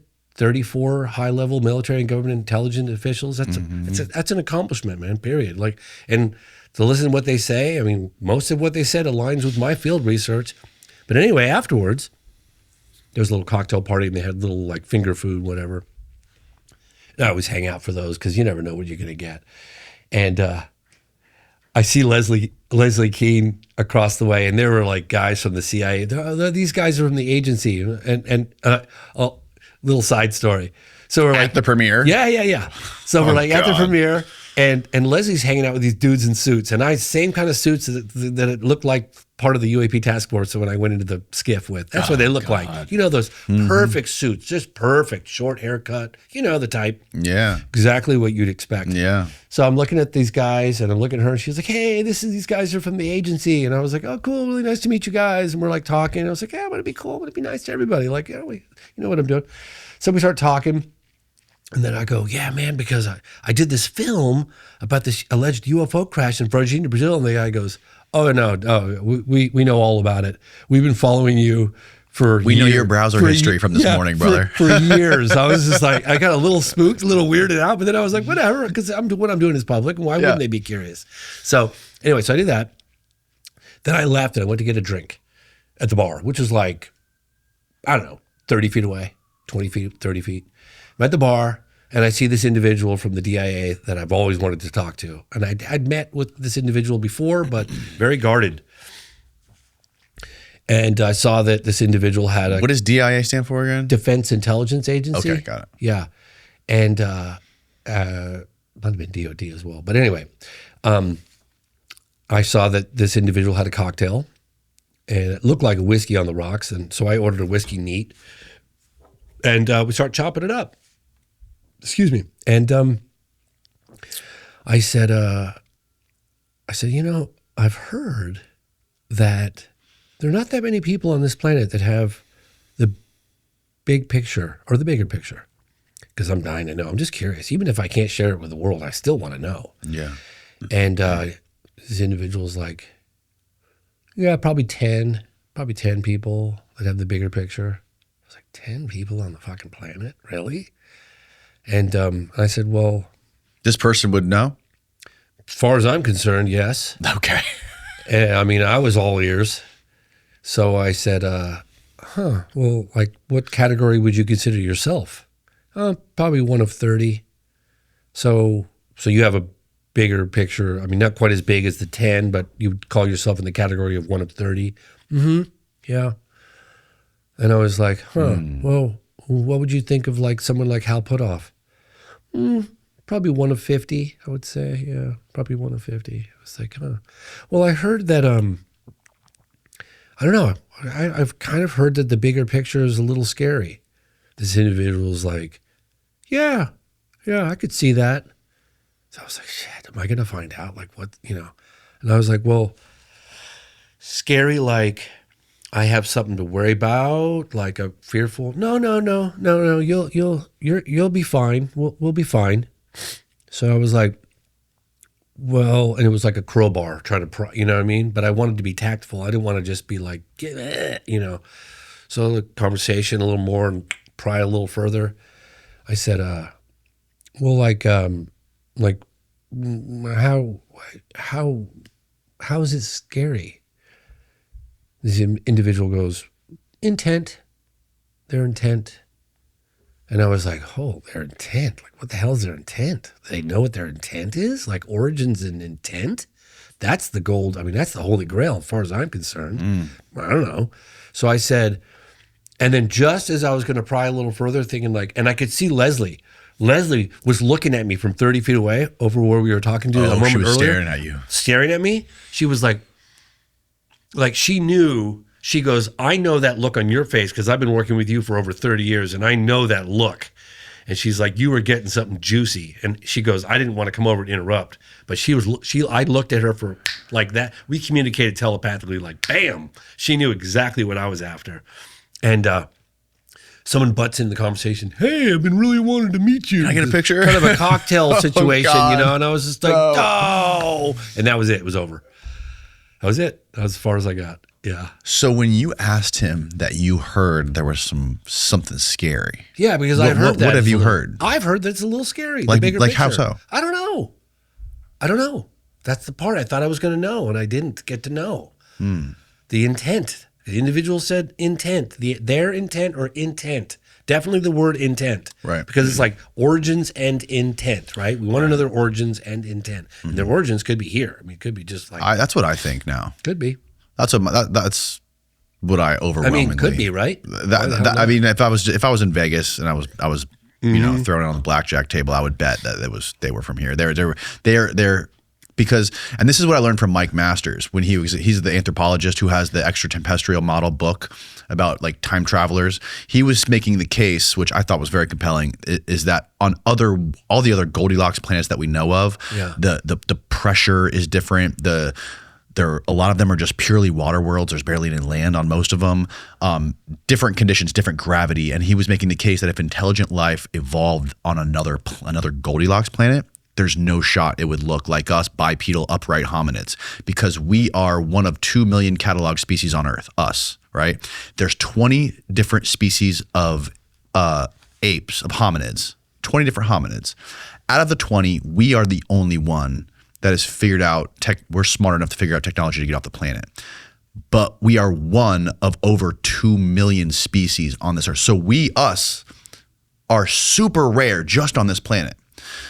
And if you extrapolate that out to other planets that are able to inhabit intelligent life, he's like, sure, they could figure out intelligent life could evolve, but the chances of them being bipedal hominids with heads on top of their brains that sit right on top of their eyes, forward-facing eyes, 2 arms, 2 legs, is like no shot in hell he was making. You know what? That's a really interesting observation. And I'm going to go back for a moment to Jason Sands. And I get he's a very controversial character. I get that. But he did say something to me that I've heard before. And that is, and it makes you wonder. I don't know. It just makes you wonder. He said that the individual... And maybe the encounter happened. Like, I remember pinning one intel folk down. I was just like, you know, we have a little evidence on that. We have the UFO that was captured and that whole story that came out. And his was like a couple days later, allegedly. But he said that What year did this all take place? 1994, I think it was. Okay. I'm pretty sure it was 1994. It's in the movie, the program. You can, again, watch it for free on YouTube Movies. But he said that the individual had, or the eyes were insane, as everybody says, and maybe Jay Sands is lying. I don't know. I find it hard to believe. Look at that. You said I don't know. Yeah, I don't. Which is so rare these days to hear from people. Yeah, I don't know. But he did say something about, you know, the communication with the eyes. Everybody's like, you just get lost and the eyes just lock you in and you feel like it's almost they take over your brain a little bit or put you in a sort of trance. But he said that the outfit that the individual was wearing after walking through the desert had to be dirty. The boots had to be dirty. You don't walk through the desert the way this individual was walking through the desert without getting dust on your boots and dust on your outfit. And his were immaculate. So I just thought to myself, if true, if he had that encounter and if the other people that we have their names, if we had that encounter, and I got as far as contacting the individual indirectly that debriefed all those people after the alleged encounter in the convoy. Yeah, I did. I got in touch with that individual. I just was like, did it happen or didn't happen? I'm not going to verify anything for you on or off the record. Done. Like, it was just like, that's it. So then I asked the other individual that got me to that individual, and I was like, I don't know what to do. Like, what do I do? What, you know, do you think it, out of frustration, I was like, do you think it happened or not? Long pause. Yeah, I think it happened. And then I was listening to Age of Disclosure and got to James Clapper. Yeah. Was he DIA or N? I think DI. I don't know. All I know is he was involved in some crazy shit. Yeah, it was high level. And he was like, admitted that there's a lot of UAP, UFO activity in or around Area 51. And I thought, okay, well, that certainly leans in the direction to verifying that there is that type of activity happening there, close encounters of the third kind. And it's not the first time that I've heard about close encounters of the third kind occurring in and around the base. I'd heard about it from other people that I've been. James Clapper's a weird one. I've heard a lot of. Yeah. Sorry. I mean, I don't like to talk shit about people, but I mean, he's a government official, so fuck it. Yeah. Right. I've heard a lot of folks say a lot of like he's a really questionable dude, and like maybe he might have been. And I could be getting this wrong, but he was one of the dudes who helped sell the Iraq War to the Americans. Can you find Jesse Michaels just retweeted something?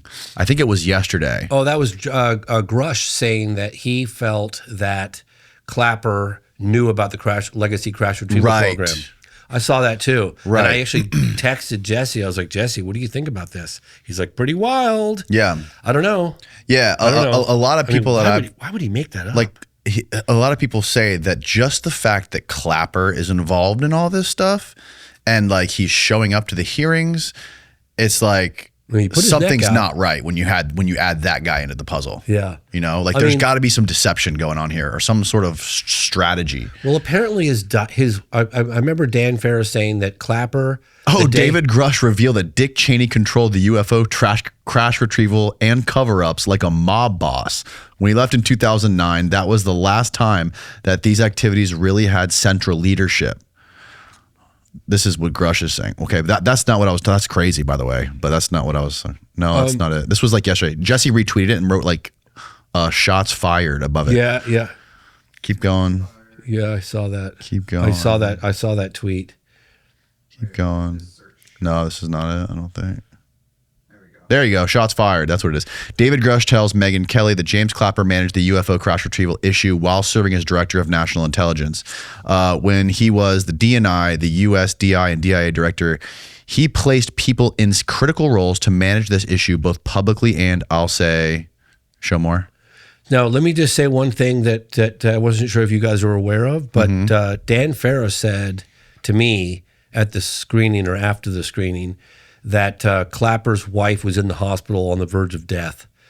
And he was he wanted the interview, obviously. Dan wants the interview. Who wouldn't? Right. And he goes, hey, listen, I understand, Mr. Clapper, if you need to attend your wife. He goes, nope, I'm coming.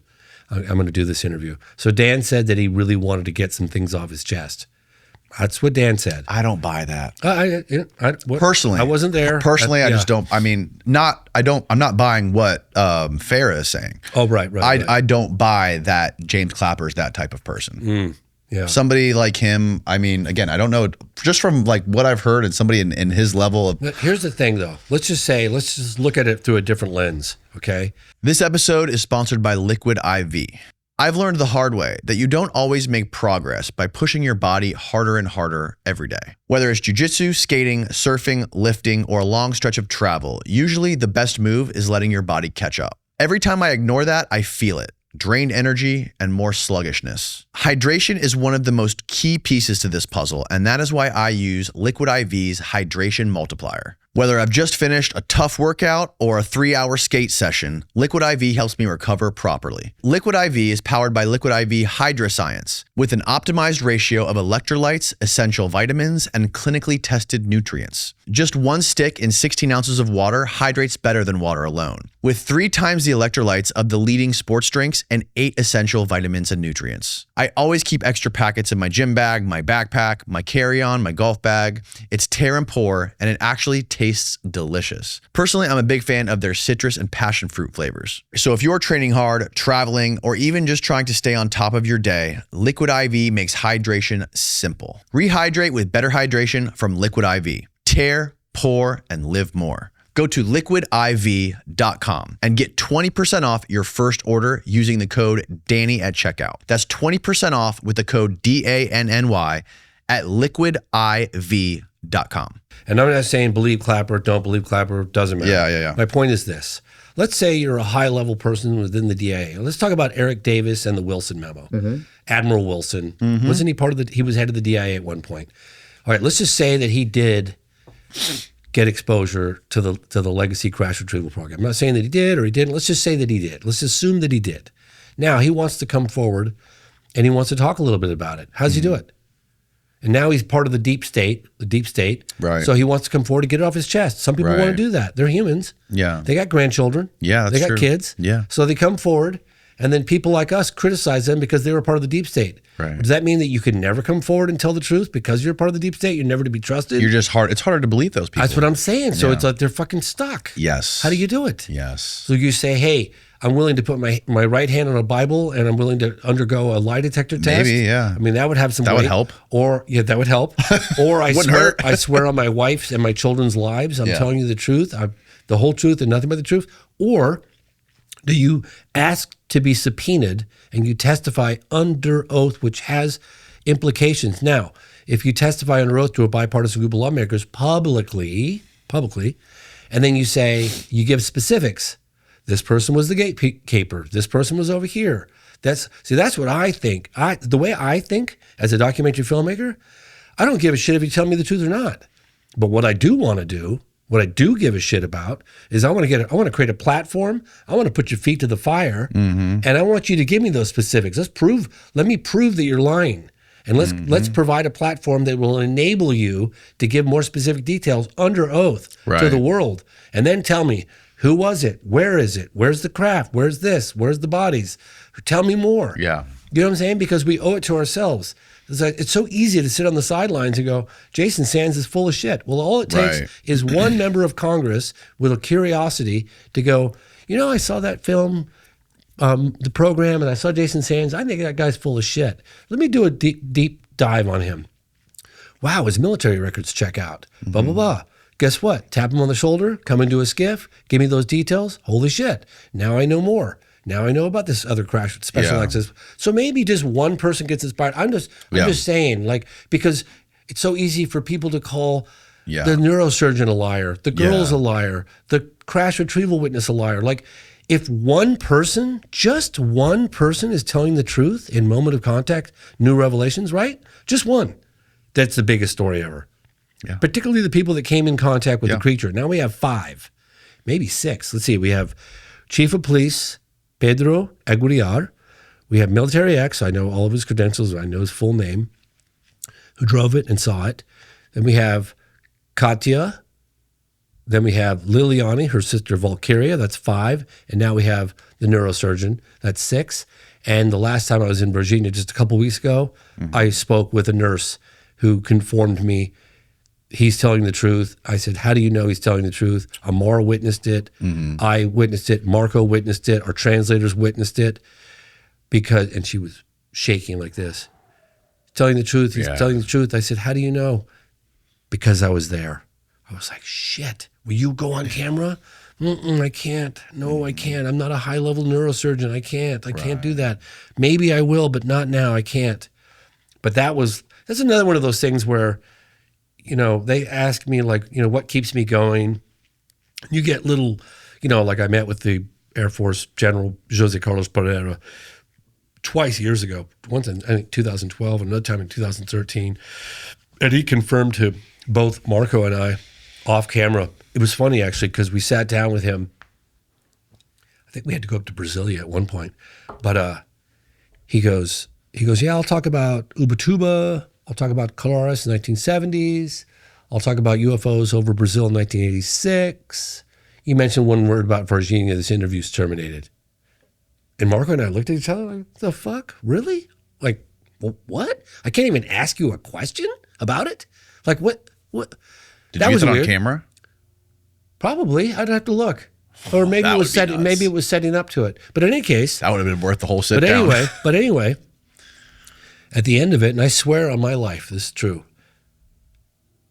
We ended the interview, and I didn't ask him about Varginha, but we turned the cameras off, we turned the audio off, and Marco and I came up to him, and he was getting ready to leave, and we were just begging and pleading with him, because I just on a personal level, I'd like to know, you know what I mean? I'm just a curious guy that wants to get as many answers as I can. If they're off the record, fuck it, I'll take what I can get. So I was begging him. Please. I mean, I remember describing the interaction as practically licking the dirt off his boots, really begging him. And Marco was too. And he was getting his affairs together, and he had a driver waiting. He was going back to his car, and I can't remember if that was in Brasilia or I'd have to talk to Marco because we had a couple of meetings with him. And sat in the car, door open, driver, engine running, looked up at Marco and I, and he goes, it happened. Clicked the door. Off he went. Obviously I never included that in any of my movies, but just like the nurse the other day, that was like an extra layer for me on, okay, Italo, who's also willing to take a lie detector test, who's also willing to put his hand on a Bible, to have that nurse who doesn't want to make herself, public, doesn't want to come forward publicly, but gave me that little tidbit of information, just like the general, that kind of makes you go, I think we got something here. Yeah. Do you know what I mean? It's very, I mean, I am right there with you, man. I believe it. I believe this with every fiber of my being. But my question is, when you have people like this dude that you met at the premiere that's saying the scary thing about these things is the intent. And on the other hand, you have the neurosurgeon saying it was an angel. Saying it was almost like he was like an angel. Yeah. What do you make of that? How do you connect the dots? Well, here's how I think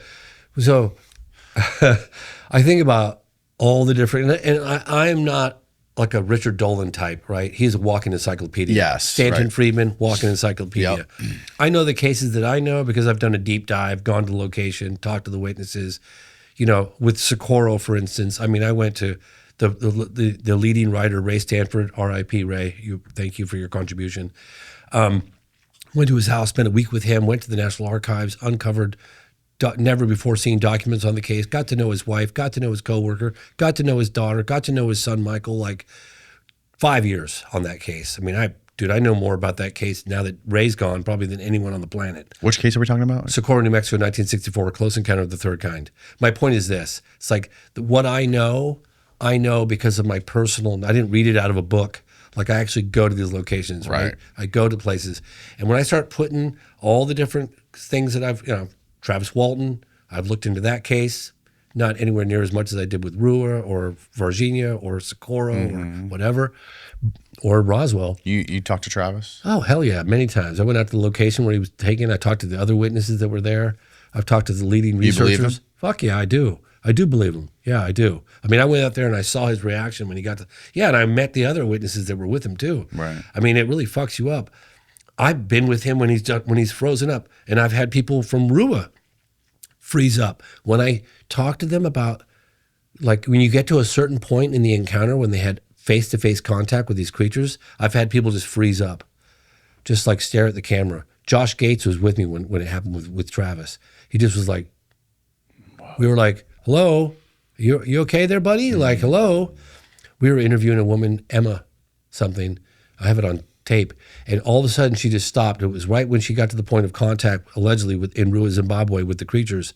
She just went blank. And it was almost like they were reliving it, you know? And if you look at, I'm sorry, I'm going off on all these different tangents. I'm sending you a video, Steve. Yeah. Continue. It's all good. When you look at Carlos de Souza, look at it carefully. When we get to the crash site, we go out in moment of contact. Right. New revelations. Carlos has this moment where, well, first of all, we couldn't find the damn crash site, and that was incredibly frustrating. I was thinking, this is not off to a good start. But it had been 26 years. But when we finally found the impact site, there was a moment, and it's very brief, and I don't even know if it's a second long or if it's a second and a half, but you can see his eyes almost like a blank stare, and he's just what it looks like as a viewer to me is that he's reliving it and he's seeing it as it was all those years earlier. Like he was reliving that experience, and he just kind of froze for a moment. And I see that with, like, I've had that happen with Travis. I've had that happen with witnesses to Rua, where they're in the middle of describing the face-to-face contact, and it's like a short circuit. A short circuit, exactly. Yeah, just kind of tweaked out. But anyway, getting back to the point of all this, is I think about the individuals that he allegedly came in contact with, and I think about them caring enough for his safety, if the accounts are to be believed. Yes, yeah. In the 70s, Snowflake, Arizona. I think about if the accounts are to be believed, and all those people are telling the truth, or maybe they're all lying. I highly doubt it, but if they are, they picked him up in a very remote area of the mountains. I mean, dude, I've been there a couple times. He would have died if it would have put him back where they scooped him up 5 days later.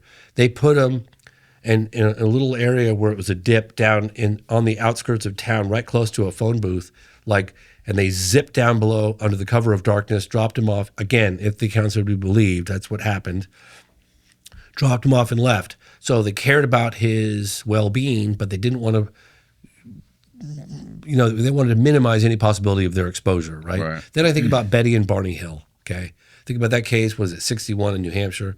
Fascinating case, very compelling. Stanton Friedman looked into it extensively. He thought there was some really, really tangible, where they took eggs and sperm from him, right? Yeah, and there was some sort of star chart, quite similar. Oh, he said a reticuli. Yeah, something, I don't know. But the Stanton Friedman talked all about it, and he was very impressed. But, different the way they looked, where their mouths, whatever, that whole interaction. They said they were from a particular star constellation, whatever. Then I look at like Rua. Those entities looked different.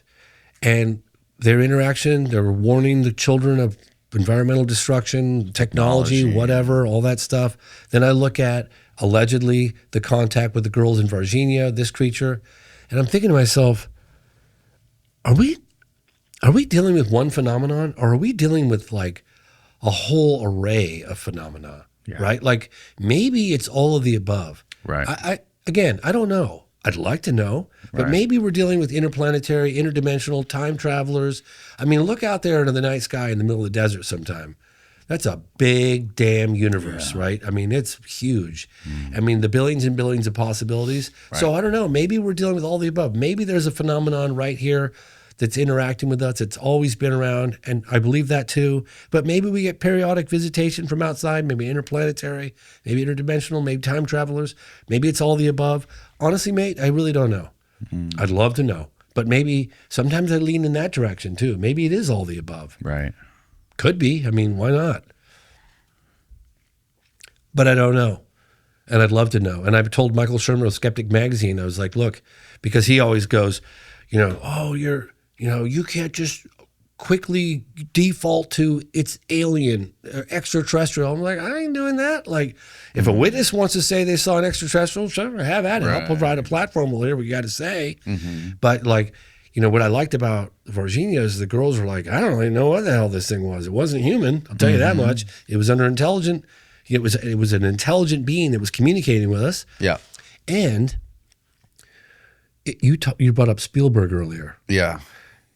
Okay, so if you ever watched E.T., so that's what it reminded me of, dude. Okay, so check this out. So last visit, just a couple weeks ago, we were getting statements for this event we're putting on at the National Press Club because I feared that the State Department would deny visas to a great body of people, and unfortunately, that happened. We fought like hell. We had members of Congress reaching out to the consulate in Rio for the application, for the visa application. We hired an immigration lawyer, like everything. We did everything we were supposed to do absolutely correctly. I'm telling you. And 7 got denied, 6, 7, bunch. And so I was of the witnesses. Yes, of the first-hand witnesses. We were going to fly them to D.C. This is all happening. We're having the event anyway. So I flew to D.C., I flew to Brazil just recently, and I got statements, and I did it in conjunction with the town mayor, gave me an official setting, flags, podium, looks amazing. And in the process of doing that, we were talking to Katya. Katya is one of the girls that was 21 at the time. She was with the two sisters, Liliani and Valkyria. And she goes, I can't help but think like how things would have turned out differently if I'd helped that creature, because it wanted help. And she was locked in the eyes of that creature. I don't know if I told you the story, but when the girls, I know you know the story about the girls coming in, 10 feet, whatever, broad daylight in that little field. They ran away after. It had a cinder block wall, and it was crouched against the cinder block wall, feeble, suffering, like weak, frightened. The 3 girls were looking at the cinder block wall, and I guess what they said, what got their attention, it was about 3 o'clock in the afternoon, hot day, sunny, summer. They saw like some graffiti on the cinder block wall, and that kind of caught their attention, looked in that direction, and then they see what they thought was like, is that a statue? Like, what the hell is that? It was some kind of creature slouched down against the wall. They were looking at it like, what the, And then one of the girls yelps, it might have been Liliani, screamed, ah, and the creature turned and locked eyes with them. At which point, it had these big red eyes, and it was suffering. It was weak and feeble. It wasn't threatening. It wasn't like it was leaping at them. And there it is right there. Yeah, that's the best depiction right there. The New York Post one that Michael Schellenberger wrote. But that depiction, next to that, Steve. Yeah, right there, boom. There, yeah. That's what the creature looked like. Betty Rodriguez did that with the help of the 3 girls right after the incident. That's the cinder block wall. So Liliani, who's 16, grabs her sister Valkyria, who's 14, and hightails it out of there. They get about 150 feet away, and Liliani realizes, shit, we left Katya behind. And Katya's locked eyes on this thing. It's having communication with it. And it was basically saying, either help me or don't hurt me, like leave me. Help me. And she was considering helping it.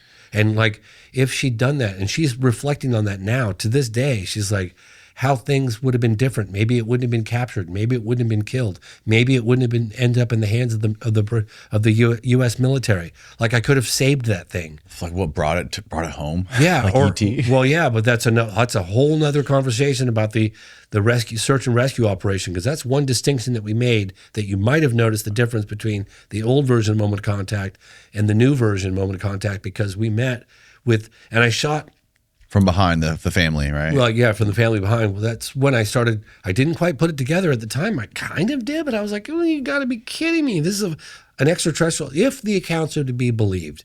And why on earth would this family be lying? And they live right near the area. Like if you, which I do, I take my drone and I fly up and I put the camera straight down, and you got the military blockade here, according to those witnesses. According to Princess TV, that's where there were armed guards blocking the road. Then the girls came in the encounter right here. The capture happened right here. The family lives right here. It makes total sense that if there was an operation to recover that guy that we just saw, that's where you do it. So it makes absolute sense, because I kept saying to the family, how do you know? How do you know this thing was looking for? What are we talking about? How do you know it was looking for something? Look, I watched it for 20 minutes, flying slow and low. It was a disc with a spinner on the bottom of it, and it was going down to the end, turning around, coming back, going down to the end, coming back, turning around, slow and low, stop, pivot, move, back, forth, grid search. I swear to God. And so when I restructured the entire opening of Moment of Contact, because I incorporated some of the congressional hearings, I didn't get bogged down in that. And then some of the previous accounts of alleged crash retrieval, Magenta 33, Roswell 47, Kingman 53, Kecksburg 65, landing, Bentwaters, yada yada. I completely abolished the entire previous opening that I had. But then I was like, oh, wait a minute. This footage, I didn't link this before. This is like one of the best night disc footage of a UFO I've seen. This is really impressive. And then I was like, oh, it just happened. It was 1996, April, just a couple months later, right? And so I looked up the location in proximity to Varginha, and Varginha is here, Sao Paulo's down here. It was like down in somewhere in here. So not that far away as the crow flies. So I was like, could that be connected? Interesting. I don't know. It's brilliant. You've seen it, the disc footage. You didn't see that? Remind me. It's not ringing night a footage bell. of a disc, and there's a kid going, What look, part? Mommy, What it's part a of the disc. movie? When I interviewed the family outside from the back. Yes. Right after that, I cut to that footage and say this could be connected. Oh, okay. Yeah, I don't. For some reason, that part's not ringing a bell. But It's you're saying hard to wrap your mind so that around. could have been the same craft that was looking for the beings. That's a hypothesis. It could be. Yeah. Imagine How different being things that would have been. girl. I know. Walking by the creature and deciding to help. It would have been the real life ET. It would have been the real life ET. Take me to the roof. Isn't that crazy? Or bring it inside. I think about this all the time. I don't really talk about it because I sound. But do you want to touch him, right? Like, No, you wouldn't want to touch it. I No. don't think he would want to touch you either. It was not. No. So just for those out there that feel like, because people get freaked out when they hear that Marco Chereze died. Marco Chereze grabbed the damn thing like a cowboy, yeah. and he just got a scratch. And the forensic pathologist, Dr. Genie, says on camera that it most likely came from the fingernail of the creature, and the bacteria got into his blood and killed him. And the thing was alive and well when he grabbed him. Yes. And he grabbed it. He basically captured him like you would capture a wild animal. Cowboy. The guy didn't want to get caught. Cowboy. And it didn't put up much of a fight. Apparently, it was weak and feeble, and he just put it on his lap, and off they went. What a fucking crazy person. Now, remember, the only living witness to that capture, the second capture, Is Eric Lopes. Is Eric Lopes. And when we went to his house, because all other options, people would criticize me for that one because they go, why did you just doorstep him? You just showed up at his house with cameras rolling. Who does that? I was like, Didn't he pull a gun on you or something? So this is interesting. There's a new development on that. So when we got to his house and everything was happening really quickly, I jumped out of the car and I was like, Eric Lopes, I'm just dying to meet You this were guy. hot to trot, I was dude. hot to trot, ready to roll. And I'd found out later from other fellow Brazilian researchers, and some of them quite hot dog, like Vittorio Paccaccini. And by the way, while I have this opportunity, I want to talk about my partner, Marco Leal, and give him tremendous credit for all the work he's done. Couldn't have done it without him. And previous researchers, Uberajada Rodriguez, Claudio Covo, Paccaccini, Marco Petit, AJ Javard. These guys all deserve tremendous credit because we're following in their footsteps with this. We picked it up where a lot of them died and disappeared. Uberajara Rodriguez, he was one of the leading lawyers on the case. He was amazing. Where was I getting at? The capture. Yeah. So we got to his house, and I'm excited, because I'm like, holy shit, we might meet the guy that drove the car during the second capture. Like, I'm hoping he's going to be home. And I hear talking when I got out of the car, and I was like, I didn't see a front door. Like, for a moment, I don't know. Sometimes when you experience something like that, a moment of confusion, in your mind, it seems like a long time, but maybe it was only a second or two. I don't know. But then I looked up, and I saw this guy in the window,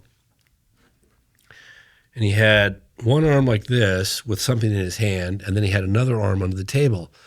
And he was looking out there and the first thing out of his mouth to the guy who used to be a politician, a very prominent figure, Romulo, who's now a lawyer, and they grew up together, so he knew Romulo. So and that was an afterthought of mine, was to have him walk up, because initially he was going to show me where he lived and we were on our own.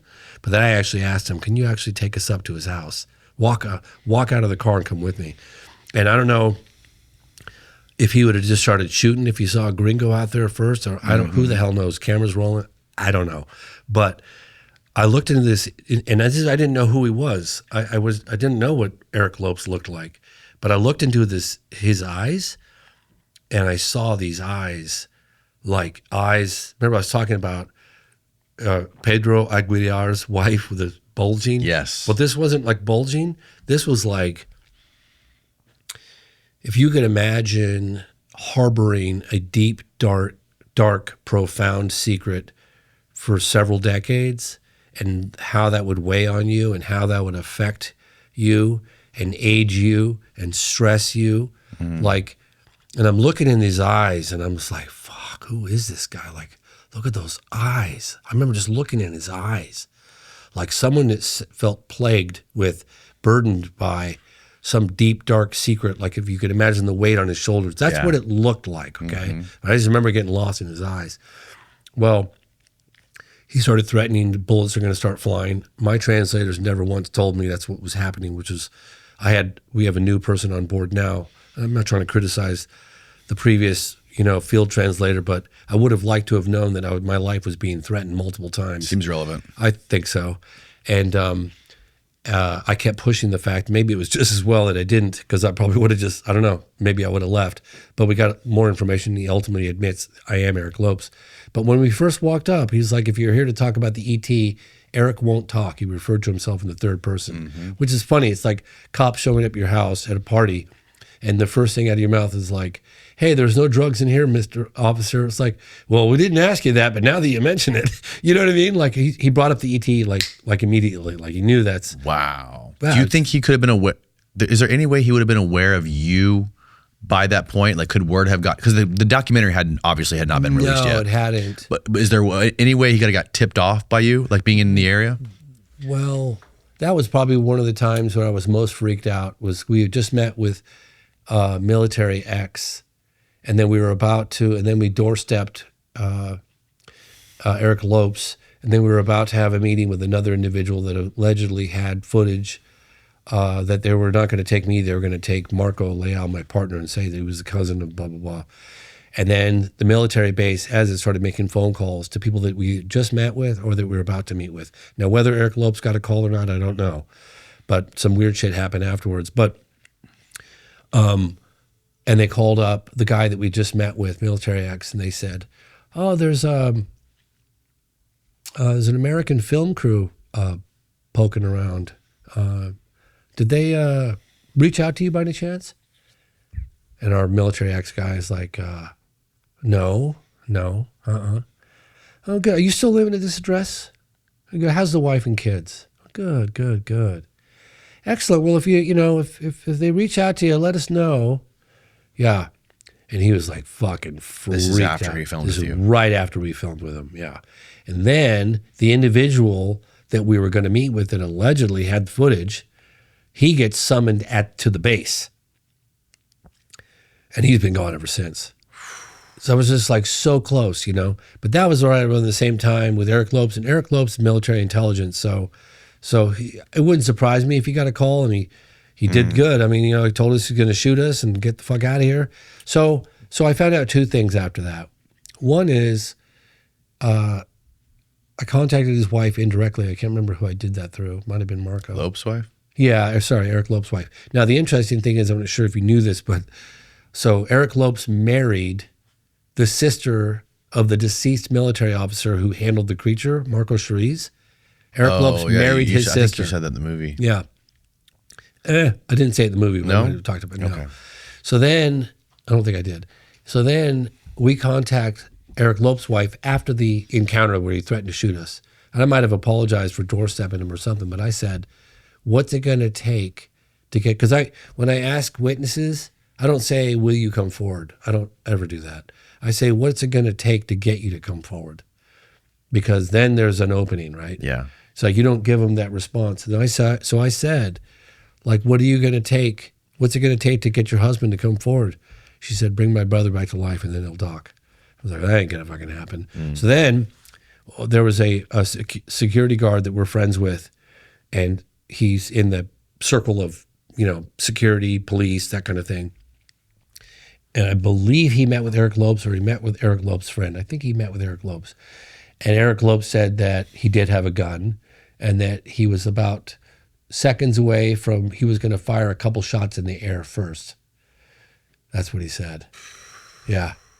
That's what, I just heard that a couple weeks ago. That's crazy. Yeah. Isn't that funny? Said he did have a gun. We suspected he did, you know. I mean, he's military police. Do you think he's watched the documentary? I mean, I would imagine. I mean, if I was in it, I'd want to watch it. That's the thing about this is it's like it's a prolonged investigation, and the stuff's going to come out. You're not just going to release one thing. It's going to go forever. And there's always a shot that this guy in maybe 5 years from now, maybe 10 years from now. I never give up. Yeah. Ever. I never give up. Because look at what we've done in the last 16 whatever years, right? Marco and I. Marco was on this before I was, at least 10 years. So, and we got the 30th anniversary. We have the new mayor, Mayor Verge, is no longer the mayor, who we interviewed in the first doc. But we have the new mayor now, and I met with him twice, once in his office. It just so happens that the security detail for the current mayor that we met with just a couple weeks ago, his two parents are the ones that saw the UFO nearly crash. The big cigar-shaped craft with the tear, those are his parents, mother and dad. Wow. Enrico Orellina Enrico. Wow. Yeah. Isn't that crazy? Just That's massive coincidence. Yeah. But in any case, I'm flying back there probably right around the time this comes out, or maybe a little bit after. There will be a 30th anniversary celebration, and people are looking at the bravery and courage of Italo, and that's not going unnoticed within the medical community. And the medical community, Cesario, Dr. Armando, Dr. Giannini, that all have his back, and myself included. And people that's not going unnoticed. So I've been asking Dr. Italo, because there's a small medical community in that town, I need to talk to some medical doctors that were at Humanitas Hospital, because I'm hearing through pretty credible sources that there was a live creature there as well. Definitely one dead, and very likely another one alive. Maybe we got 2 alive ones. Maybe we got more. Maybe we got 3. I don't know. But the chief of police, Pedro Aguilar, I always have a difficult time pronouncing his last name. He said that he heard that there were up to 3. But I've heard from some researchers there were up to 5. I really don't know. Have you ever heard of any other cases around the world of similar creatures with the red eyes? Only time is Bledsoe. Bledsoe saw that? Bledsoe's son has a tattoo of one with red eyes on his What? Yes, he does. Yeah, check it out. I don't remember him telling me about that. I saw it in a pool at Palm Springs at Contact in the Desert. And I looked at that thing. I was like, what the hell is that? It looked just like the ET from Varginha with red. I'd never heard of red eyes like that. But Where did he say he saw He it? says I don't know. We talked to him. I guess he saw it was dad. I don't know. Dude, Chris Bledsoe's son has it tattooed on his arm. Just Find the tattoo. I'm sure there's a photo of it online. Get him to text it to you. You know, you have Chris's number? Yeah. Get his father to take a picture of his son's No, arm. I have his son's number too. Yeah, I saw him in a pool and he had his shirt off, and I looked at it and I was like, Whoa. you know? Yeah. Mm-hmm. Yeah, so that's the only one I've heard. That's interesting. I don't really like do a deep dive, honestly. Like right. I did a deep, I know you don't. Yeah, that's good Yeah. that you. I love that about you. That you're kind of like not super deep into all the crazy internet shit. And when I started out this investigation, I mean, I gotta just remind your audience, like, for those of you skeptics, yeah, right, good on you, mate. I don't blame you at all. Because when I first started this, actually, when I first heard about it, it was the late 90s. I was doing my second UFO doc, okay, out of the blue. At the time, we didn't have a name for it. I always do kind of broad strokes on the chalkboard, you know, like, oh, let's cover this case, Bentwaters, Phoenix Lights, Yeah. you know, Belgium, Wave, you know, we just, oh, that sounds good. And we all kind of, and my partner, British guy, very smart, Tim Coleman, he's like, oh, mate, you know, I got this incredible case in Brazil with these live aliens, this crashed UFO, these live aliens walking through the town. And I immediately thought to myself, I picked the wrong partner. This guy, out of his fucking mind. I'm not kidding you. I promise you. And not only did I not look into it, I didn't touch it, talk about it, even read one word about it for over 10 years. Fast forward, I did Out of the Blue. I did Out of the Blue 2, Director's Cut, which I spent 2 more years on that after 4 or 5 years on the first cut. Then I did a 2-part series for the History Channel called I Know What I Saw. I actually did it independently and sold it to the History Channel.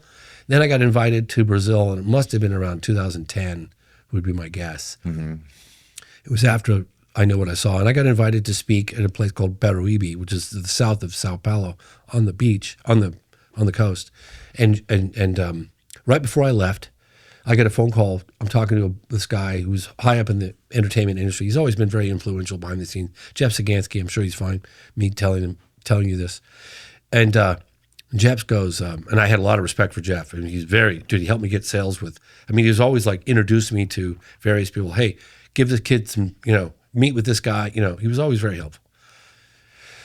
He goes, oh, James, you're going to Brazil. You got to look into that, you know, that Varginha cave with the live alien. I was like, oh my God, not this fucking insane case again.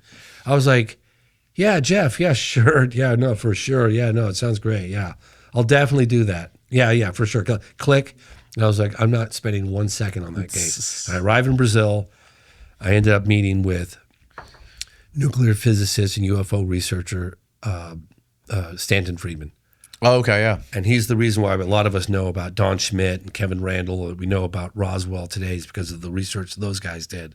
And so Stanton Friedman, interestingly enough, he was like one of the biggest Bob Lazar skeptics, right? Yeah, fair enough. And that's why I kind of had respect for him. I respect people being skeptical. I really do. I'm that way myself. Excuse me. I respect that. And I totally understand anyone that might say to me, you're out of your mind. Like, Right. I know every time I get back from Brazil that I'm at a cocktail party or a barbecue with my kids, you know, other kids' parents, whatever, at school, whatever, school functions we do. You know, I don't start talking about this case to people because they're going to look at me like I need to up the dosage of the medication I'm not even on. Right. Like, I know that. Yeah. Like, I'm not stupid. You know, I remember the 2021 when I came back, I'd shot the whole doc and I was starting to put it together, and CNN was at my house for an interview and they were all excited to talk about it. And I was like, yeah, I'm not going to answer one question on that case because I knew I was going to come across as batshit crazy. Yes. I was like, let me put the film together first. You know, and I actually saw like how the film was received in the general public because when I finished The Phenomenon, which is the last film that I'd done, I was getting all kinds of mainstream media. I was invited on all the shows, Tucker Carlson, like Joe Rogan, CNN, MSNBC, written up in The Guardian. I was all over the place. Right wing, left wing, all that shit. And when the Moment of Contact came out, it was crickets. It was. I mean, the UFO community like held it up, and I got a couple little not me podcasts. You reported on it. Remember, you brought in the original sketches from the girls, and then I watched Rogan hear about it, and I don't blame Rogan. He was feeling the same way anybody would feel. And I had a couple people. I think it was the guy from Mines. Sorry, I can't remember. Oh, yeah. I know you're talking about. It was Michael Schellenberger. Yep. I think Michael Schellenberger might have gone first. And then the guy from Mines. I'm so sorry, mate. I love you to death. I always have your back. I can't remember your name. Yeah, right I remember now. that. I remember but that. But he, super sweet, and he goes, yeah, I know. Have you seen James Fox's movie? And I could see this look on Joe's face. And then Michael Schellenberger brought it up again on his show. And then he was like, I guess he said, okay, I'm going to watch it. Because he clearly had heard about it because, got out. And then he watched it and bam, as soon as he watched it, because I just watch it. Yeah. Before you draw any conclusions, before you write the whole thing off, as I did, and I don't blame you, watch it. And I really feel like maybe the first cut was a little premature. It was before David Grusch went and testified. I mean, I had tears flowing down my face when that happened because I was feeling kind of lonely out there. You know what I mean? I was reporting on live aliens walking through a town in Brazil. And I had people that were very concerned about the direction of my career. Really? Yeah. I won't use their names, but they're people I'm very close to. This is before it came out. Huh. They were like, you got these great relationships. You're working with Harry Reid and, all these intel folks. And now you want to report on some aliens, live aliens walking through this town and this, that, and the other thing? I was like, I understand and I respect your skepticism. I was there. But I've been back and forth. I've met the witnesses face to face. You're just talking to people. Is all you're doing. You're talking to a load of people. Started leaning into it big time, and then the more I uncover, the more comes out, and the more comes out, the more I'm like, holy shit, this case happened. You know what I mean? And now I'm like, if somebody said to me, I need you to put your life on it that it happened, or put your life on it that it didn't happen, 110%, I'd put my life on it that it happened. Yeah. Do you see what I'm saying? Oh, yeah. Like, I'm not sit there and say I bet my life that it happened. I'm just saying, but if I had to, one or the other, it would be it happened. No, no question. Because like I said earlier, just one person in that film is telling the truth, and then this story, high level of probability, happened. Yes. They'd all have to be lying. What are the odds of that? What are the odds of that? And I know that people are skeptical. People are always skeptical. Fair enough. But Italo, what the fuck does this guy have to gain? Why would he do that? And why would he be a bar soap in the bathtub for that whole time we're trying to pin him down? Kept going after him, kept going after him, kept going after him. That's what we do, man. We don't give up. We get a lead and we go. Sometimes we go for years. Right. So anyway. Hold that thought. I got to take a pee real quick. All right, go. We'll come right back.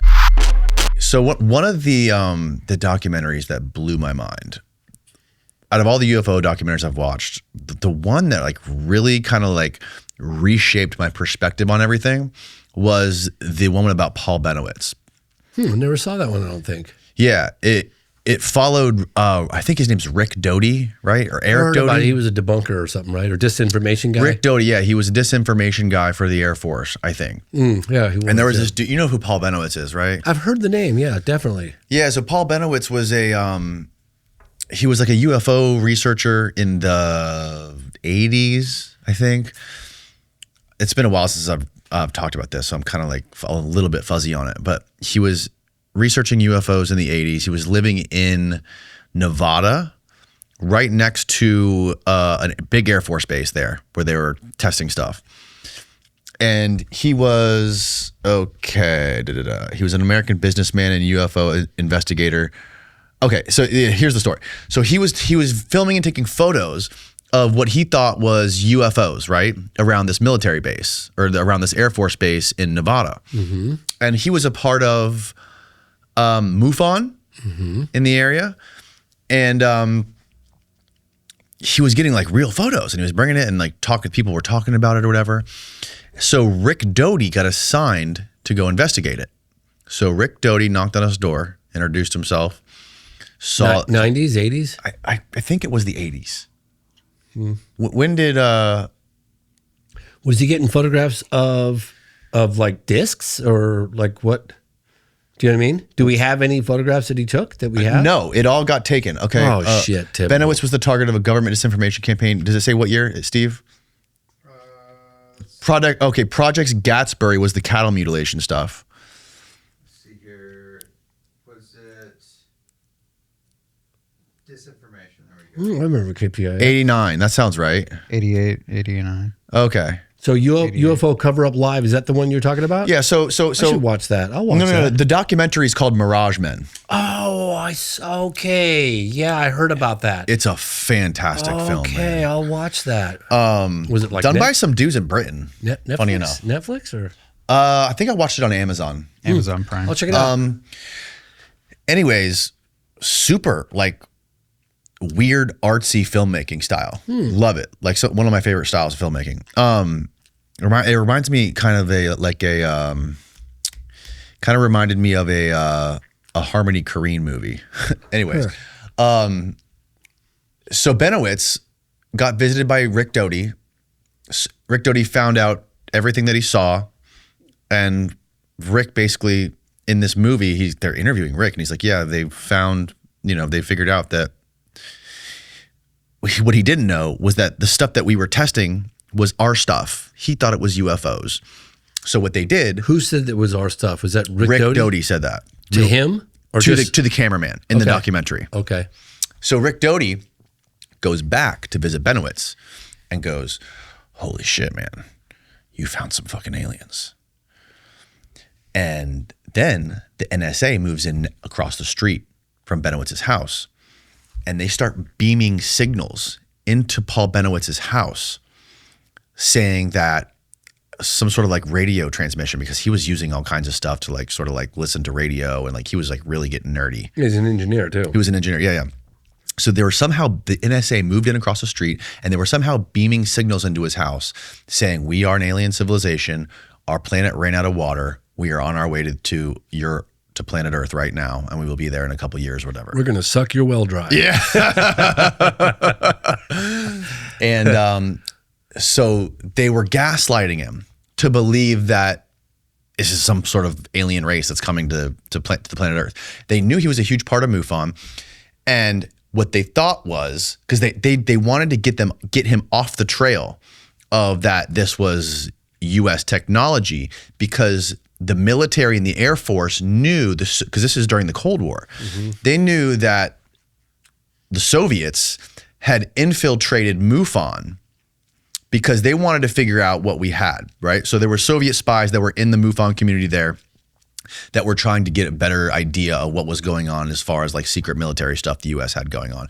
So they wanted to poison the well of that local UFO community through Paul Bennewitz. They wanted to use him as a conduit of disinfo to throw off the Soviets. And Paul Bennewitz eventually just went crazy, right? Because they were doing all this crazy shit, fucking with his mind. And he ended up going to like getting admitted to like a psych ward. That's sad. It's terrible. It was a super sad story. You know, I'm always suspicious of disinformation agents, because once a disinformation, always a disinformation. If you're going to lie about one thing, why wouldn't you lie about something else? Well, here's the thing. Like, some of it was true. Like, what he was saying was true. That's how they do it. And when you talk about Jason Sands, that's immediately what my mind goes to. Like, is this guy, did he have a credible story? And maybe they tried to like throw in some crazy fucking bullshit into there to make it unbelievable, to make the guy super discreditable. And I would imagine they're still using this tactic. Well, so I did a relatively deep dive into the alleged landing of an unknown object at Bentwaters, England, the joint U.S.-British Air Base. I interviewed the Deputy Base Commander, Colonel Charles Halt. I think I'm the only one to ever interview the General Gordon Williams. I interviewed 3 of the primary witnesses. Let's see, it was John. Anyway, it was John Burroughs, Jim Peniston, and then the third guy, which I'm the only one to ever get him on camera. I'll think of his name in a second. But pretty much, if you listen to all the different stories, and it took place over several nights, it's all pretty consistent. You know, they saw like beams of like, well, there was a landing of an object. Deputy Base Commander Colonel Charles Halt went with a crew to go investigate, because apparently the lights were back like a night or two later. It was December 1980. This isn't Rendlesham. Rendlesham, yeah. Oh, this is Rendlesham. Yeah, Bentwaters, Rendlesham. And then, again, if you look at, you listen to the tapes and you listen to all the various testimonies, the number of people that were there and witnessed certain aspects of the incident, it's all pretty consistent, until there's one witness that starts talking about alien contact. Yeah, I was there. There was a book written about it, left at Eastgate. Larry Warren, I believe his name was. And I'm not sitting there criticizing Larry Warren, but Larry Warren's testimony is kind of like Jason Sands.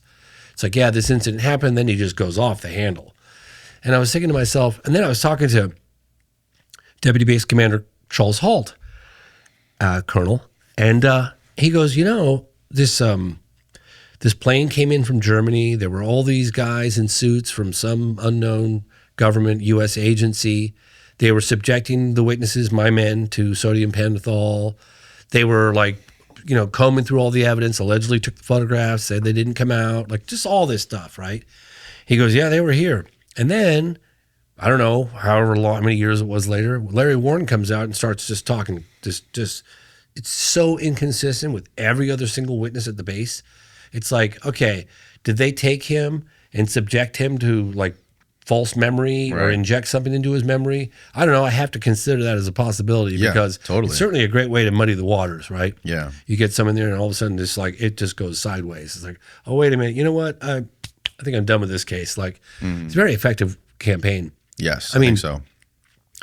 And I'll go back quickly to I think it's called the Warren panel. No, Robertson panel. Sorry, Robertson Panel. Can you look up Robertson Panel? Yeah, so they had, and I know you know this, but they had 2 consecutive weekends in July of 1952 at Washington, D.C., because people go, oh, if the phenomenon is real, why don't they land on the White House lawn? Right. Well, they nearly did. And 2 consecutive weekends. Is this when they were talking about the swamp gas stuff? No, swamp gas was in the 60s. That came from Dr. Jalen Hynek. Right.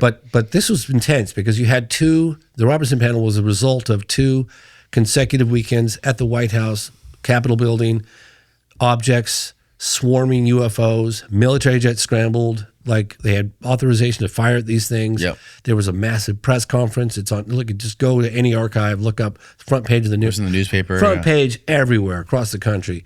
So much attention that General John Samford held a press conference. And it was a big press conference, and it was televised, and it was like he was in uniform, and he was addressed the issue and the fact that people of high credibility are experiencing these incredible things, and it was like, how do we deal with this problem? They brought in the CIA. The CIA forms in early 1953 the Robertson Panel. The Robertson Panel told the Air Force, essentially, from all the people that I've talked to about it, look, you can't necessarily outright deny the phenomenon because there's too much compelling firsthand testimony and there's photographs and this, that, and the other thing. But you can't adopt this policy of ridicule. It was one of the aspects of dealing with the problem. Right. And they call it a problem because the way the military looks at it is you've got objects of unknown origin. They don't have a Russian flag or a Chinese flag, but they're whizzing around with impunity. They exhibit a technology that's light years advanced from anything we've got, particularly back then. We don't know who it is and where they come from, what they want. Well, no governing body is going to want to disclose that nature of information. So they convened the Robertson Panel. And the Robertson Panel, they adopted the Air Force of this policy of ridicule. And it was a very effective campaign. And it worked. And to this day, it still kind of works. A little less so today, but yeah, it was a very good campaign. You know what I mean? Yeah, totally. No, and I think that those kind of tactics were used all the time, especially during the Cold War. In the Cold War, the Cold War, the United States is known for being one of the darkest, that's when the U.S. government was trying to deceive the American public more than any other time. And we have more declassified documents exposing this stuff than any other time. That's when we had MK Ultra. The president was assassinated in broad daylight. Insanity, man. Watergate. My neighbor was a very famous film editor. Walter Murch, he wrote a book called Blink of an Eye. He's a fascinating editor. He did English Patient, Apocalypse Now. Okay, so I don't know. Are you an editor? I used to be. So thank God I'm no longer an editor. I wish I could say the same. He wrote this book called Blink of an Eye. And he examined the blinking habits of the general population. So he determined, this is the level of precision and professionalism this guy is. He determined how often the audience of 200 people, 300 people, how often they blink. And he would perform a cut at that exact moment so his films would appear seamless to most people, right? But that's the level of professionalism. Like, he was really good at his trade. He took it very seriously. And he worked on this documentary about JFK's death. And I have a lot of respect for this guy. He's a real, I take him, and he goes, yeah, man, the CIA killed JFK. I was like, how, I heard about it. He's like, no question. And that's the first time I ever really believed that JFK was taken out by us. Mm-hmm. That's, and that's a whole nother topic of conversation. And I'm not out there to talk about, that big conspiracy, but, crazy shit goes on within the U.S. government, no doubt. And also in that time, before Kennedy was killed, that's when they proposed the Operation Northwoods to fly a airplane with no passengers on it remotely over and shoot it down over Cuba for a pretext to invade. Like Gulf of Tonkin. Gulf of Tonkin, the whole Vietnam War, like so much fucking lying and deception was happening. Makes you wonder. And it happens with Republicans and Democrats. And right? Yes, of course. It's like, it makes you kind of wonder who's behind the curtain. And right in the middle of all this lying, guess what? We went to the moon. Oh, yeah. We weren't lying about that, though. I know. So I was, and older generation, I'm going to tell you, am I open to it? Yes, I am. Am I ready for one Apollo astronaut to come forward and say it was a hoax? I'm so ready. I would love to hear that. My next door neighbor, we were best friends. He was absolutely convinced we went to the moon, and we would have these spirited debates on it. Mm-hmm. And he's like, bullshit, we didn't go, blah, blah, blah, blah, and I've heard Joe Rogan. I was really good friends with Dr. Edgar Mitchell, 14th. I know you were. Yeah, Apollo 14, sixth man to walk the moon. And I asked him about the controversy. I asked him about all that stuff. And I even asked him to walk me through every stage. I was friends with Buzz Aldrin's sister, Faye Ann Potter. Mm-hmm. She took me for a tour in her house, showed me all the photographs, what the astronauts were supposed to do under a number of operations. One is they missed the moon and they were jettisoned off into space. They were to take these things to kill them. If Neil got out. Oh, they had like cyanide capsules? Cyanide capsules. That's what in case they got shot, so they didn't have to have a slow death. Yeah, she told you this. Yes, she did. Yes, and she watched the whole thing from behind the scenes because she was the sister. So she and she had all these photographs that I'd never seen before. And then she said, my brother was told that if Neil gets off the moon and he lands and he just sinks into the abyss or whatever happens, you're not to play the hero. You don't go out there. You get in the ship and you leave his ass and you go rejoin the lunar orbiter and you get the hell back to Earth. That's what she told me. So all these things, and then he told, but there are some really weird inconsistencies. I'd be the first one to tell you that. Like, I was like, that's interesting. And why wouldn't they lie about it? Because the Russians were watching. It was like, who can get there first, right? Yeah.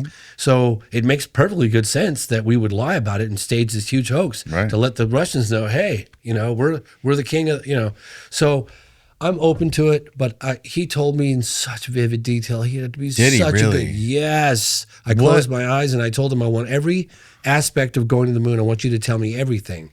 And I apologized to him. And that was before I even had a hint of like fake moonlighting stuff. It was in the 90s. And some stuff started coming out after that. And I was friends with him for at least a decade, possibly more than that. And I went to his house. And he told me in great detail, a level of detail that I think about 5 years later, I had the most vivid dream. I swear to God, I went to the moon.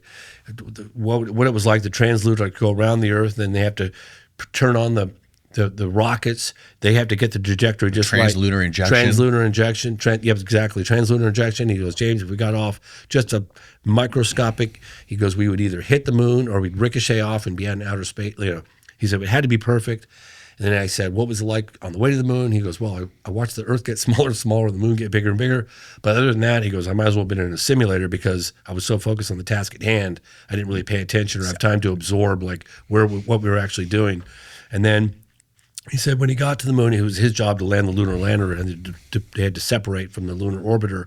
And I guess Michael Collins went around the moon, theoretically. And he landed, and he said when he actually sat down on the lunar surface was the first time that he was like, oh my gosh, that's when it kind of really hit him. And NASA had told him, I'm just telling you what he told me. Yes. I'm not asking anyone to believe what I'm saying. And he said that NASA had gave him very explicit directions to sleep because they'd been up essentially for 3 days to get to the moon.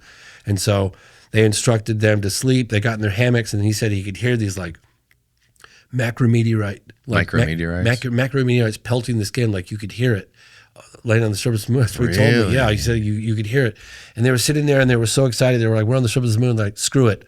We haven't slept. We can't get to sleep. We're not going to go to sleep. We're putting our suits on. Told NASA, put their suits on, and they went to the surface of the moon. He said he's walking around the surface of the moon, and he said they had these big gardening gloves, and they had Hasselblad cameras with no viewfinders. And he said he was like walking on the moon, and he looked out, and he saw this marble, this beautiful blue marble suspended in a vacuum of space. He goes, James, you don't know the vacuum of space until you're in space, the darkness. This blue life support vehicle, our spaceship, suspended in the vacuum of space, so beautiful. He goes, I put up one of my hands and I blocked out everything I knew.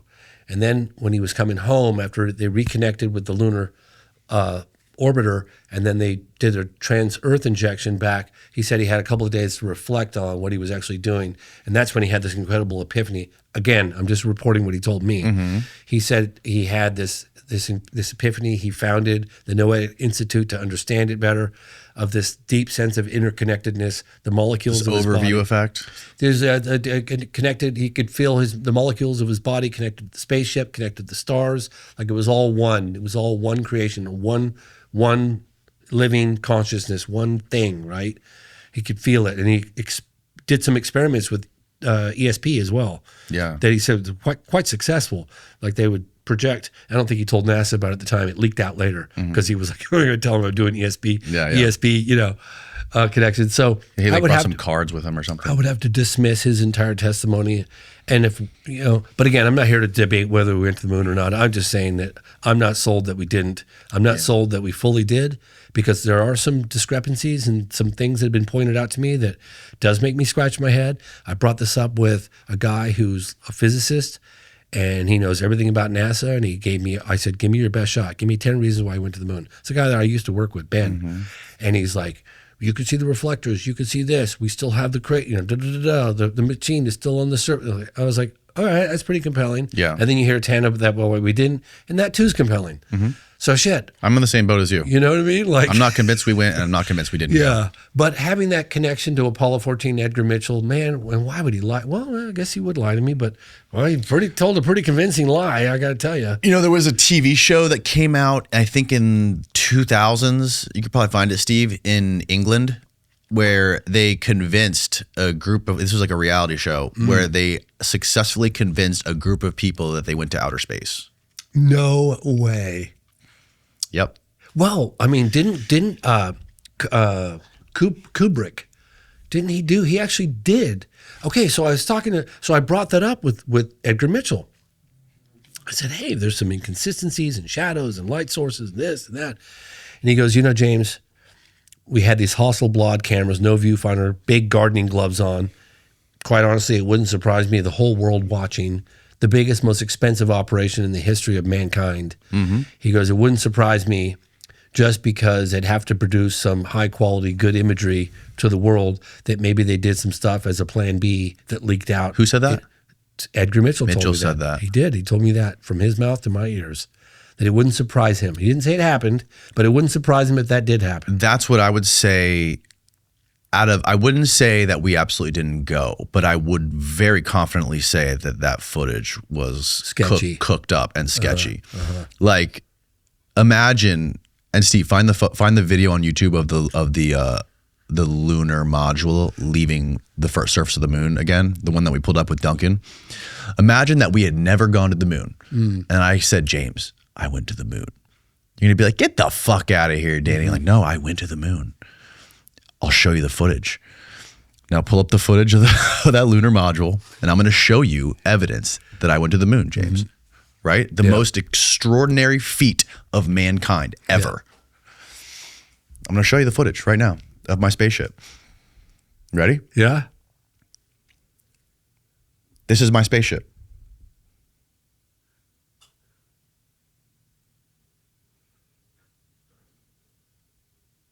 See? I went to the moon.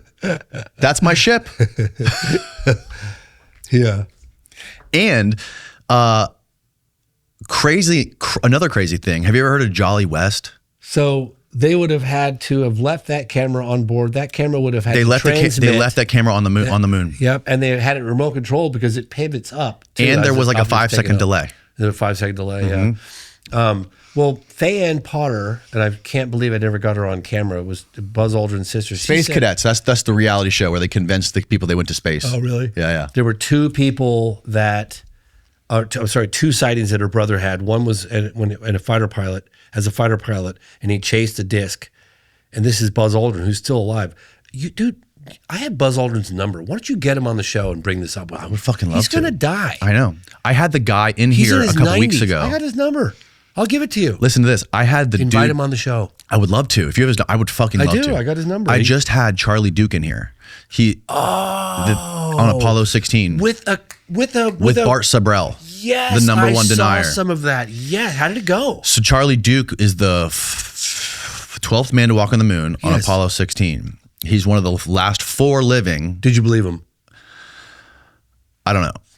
Wow. I don't know. I did what you did. I said, I just wanted to draw out as much personal memories and experiences, firsthand accounts. I wanted to understand like you do on your documentaries, like put me in your shoes. Yeah. Put me there with you. Totally. I can't imagine the overwhelming emotional Bring his granddaughter in here and have him lie to her. Yeah. The emotional, just the overwhelming experience of stepping foot on the moon for the first time in your life. Holy shit. Explain that to me. If you can, put that into words. The only thing he could say to me was excited. Okay. Excited. This is really interesting because Edgar Mitchell told me, he goes, some of the astronauts had this deep epiphany and it changed their lives forever. Other ones were just like, yeah, man. Yeah. Just another day at the office. Right, exactly. That's what Edgar told me, that some of them had this really deep, profound, and did artwork and imagery paintings, and other people were just like, yeah, well, just another day at the office at NASA, like no big deal, really. Mm-hmm. I mean, it would have rocked them up. When I had that dream after he told me in vivid detail what it was like to go, I had a dream. I swear to God, I went. In my dream, I went. Like it really felt real. And honestly, for me, I was terrified. Like if you had the opportunity to go to the moon, would you go? I got kids now, so I mean, I have one kid, but I would not. yeah, I was like, I don't think I would. When I saw the Earth getting smaller, and the fact that it was like when I did scuba diving. So I did a night dive, I did a drift dive, and I did a deep dive. Really? Where? I think it was in the Bahamas. Oh, wow. Pretty sure it was in the. I did a night dive in the Cayman Islands once. It was nuts. I did cave diving in Honduras in a place called Guanaja. But anyway, I did this deep dive. Okay, so the cliff, I mean the cave diving was pretty intense, and I remember I was like kind of sucking and every time I looked down at I'm in a cave and the visibility was amazing, and I'm looking down at my little gauge for how much oxygen I have. And because I was an amateur, I was I was like, right. And then you watch your dial getting lower and you're in a cave like way down. And I'm getting freaked out. And then when I look at my oxygen, that makes me breathe even more. So now it's sucking down even more. And then that's wearing me. So I kept periodically hitting my dive instructor, the dive master that was down there with us. And I was like, like, look at my fucking, And he was looking at it and he's like, man, And then 2 minutes later, I would look at everybody else's. I had half the amount of oxygen everybody else had. So I hit him again. And finally, I'm down in the fucking red, right? And I grabbed his ass. And I grabbed him and I wouldn't let him go. And I was like, dude, I'm out of air, and we're 60, 70 feet down in a cave. And I grabbed him and he takes my thing out and he has a little spare octopus, octopus, and puts it in my mouth and we locked arms. And I was like, Jesus Christ, dude. I had the same experience. So we locked arms, we go down there. That was hair raising. Then I did a night dive and that was creepy as shit. I was like, why am I down here? I can't see anything. I'm all creeped out. But the thing that got me the most, I did a deep dive. I think I went down like 100 feet, maybe 120, something like that. We went down we planned it out for a long time and we acclimated going back up again. But when I got down to the bottom, wherever the fuck we were, I looked up at how far away the surface was and I panicked because I was like, I ain't going to make it. I couldn't make it. The boat is like a speck. Dude, I couldn't make it to the surface without that gear that I had, and I started to panic down there because it was scary. Like my life Like I've never seen the surface so far away. You know what I mean? And the fact that I had to calm myself, like just calm down, dude. Like relax. Like don't panic right now. Just relax. And we planned it all out. We knew where we needed to stop and breathe and stop and breathe and slowly and incrementally decompress. Yeah. Decompress. You know, off gas, whatever you call it. You know. Yeah. And it slowly went back, but it was almost like if you're climbing. I've climbed a few bridges. I climbed the Golden Gate Bridge. A buddy of mine was a climber, and he was trying to get me over my fear of heights, and that was terrifying. And I looked down at one point. You climbed the top of I did. Yeah, the cable that goes all the way up. And what surprised me was how steep it was. Like, so it's a cable is designed to walk on. It's a big cable. It's like it's big. And then it has two guide wires things that you can hold on. And I should have had gloves on because they were frayed, and I was kind of tearing my hands up, and I was going up without gloves. And everything was cool. My legs started to burn as I got towards the top because the angle goes steeper, and towards the top, man, it's steep. I mean, it's getting steep. And I'm climbing, and I'm following my buddy Donnie, who later died of a climbing accident in his 20s. I'm following him, and he's a professional climber. I mean, professional. He was a very, very good climber. And I'm following him up, and all of a sudden, I look down, and I saw the cars like ants down below me on the freeway. And I had this jolt of like energy, adrenaline just go through my whole body. And I saw myself like pass out and fall to my death.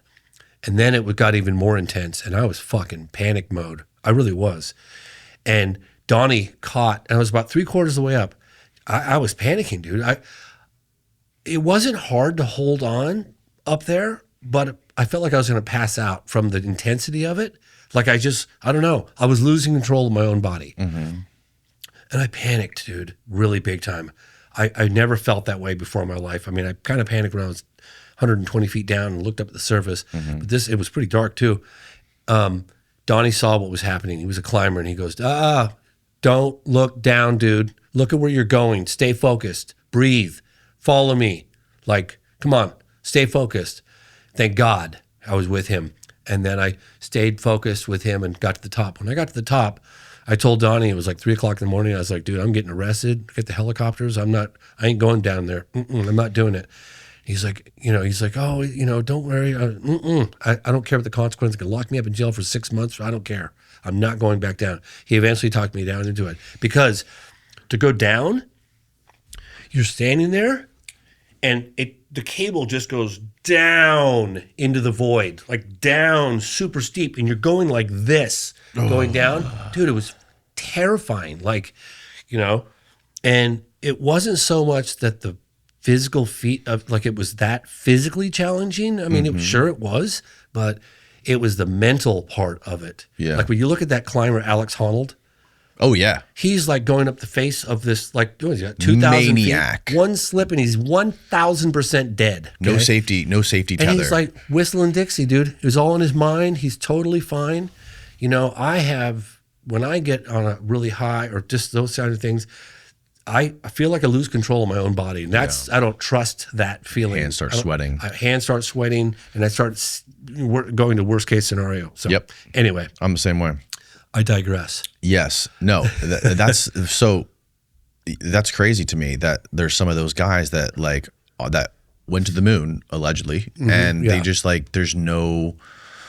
there's nothing you can pull out, like Charlie. There's nothing you can really pull out of them as far as like a deep, I feel like if I went to the moon, I would have more words to describe it than excited.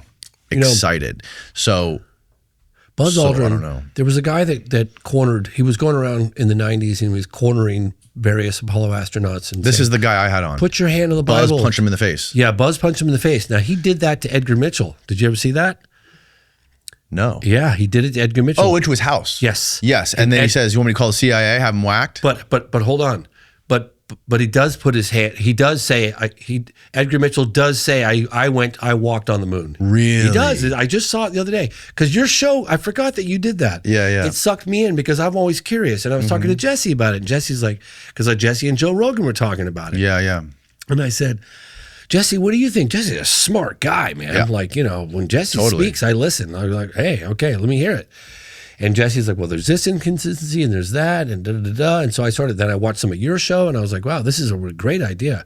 Get Buzz Aldrin. But I saw Edgar Mitchell get cornered like that, and he actually does it. And then he gets pissed off and kicks him out. But he did it. Yeah, there he is. Okay, you got it. I didn't realize that he actually swore in the Bible. He did. Well, I don't know if he put his hand on the Bible. He said, yeah, he does. Give it audio. Yeah, Give us some he audio, does. Steve. Yeah, he did. From the moon. Affirm, under penalty of eternal damnation, I don't believe in that, but penalty of eternal damnation, that I walked on the moon on Apollo 14. that I walked on the moon on Apollo 14. Well, you're the first astronaut to do that.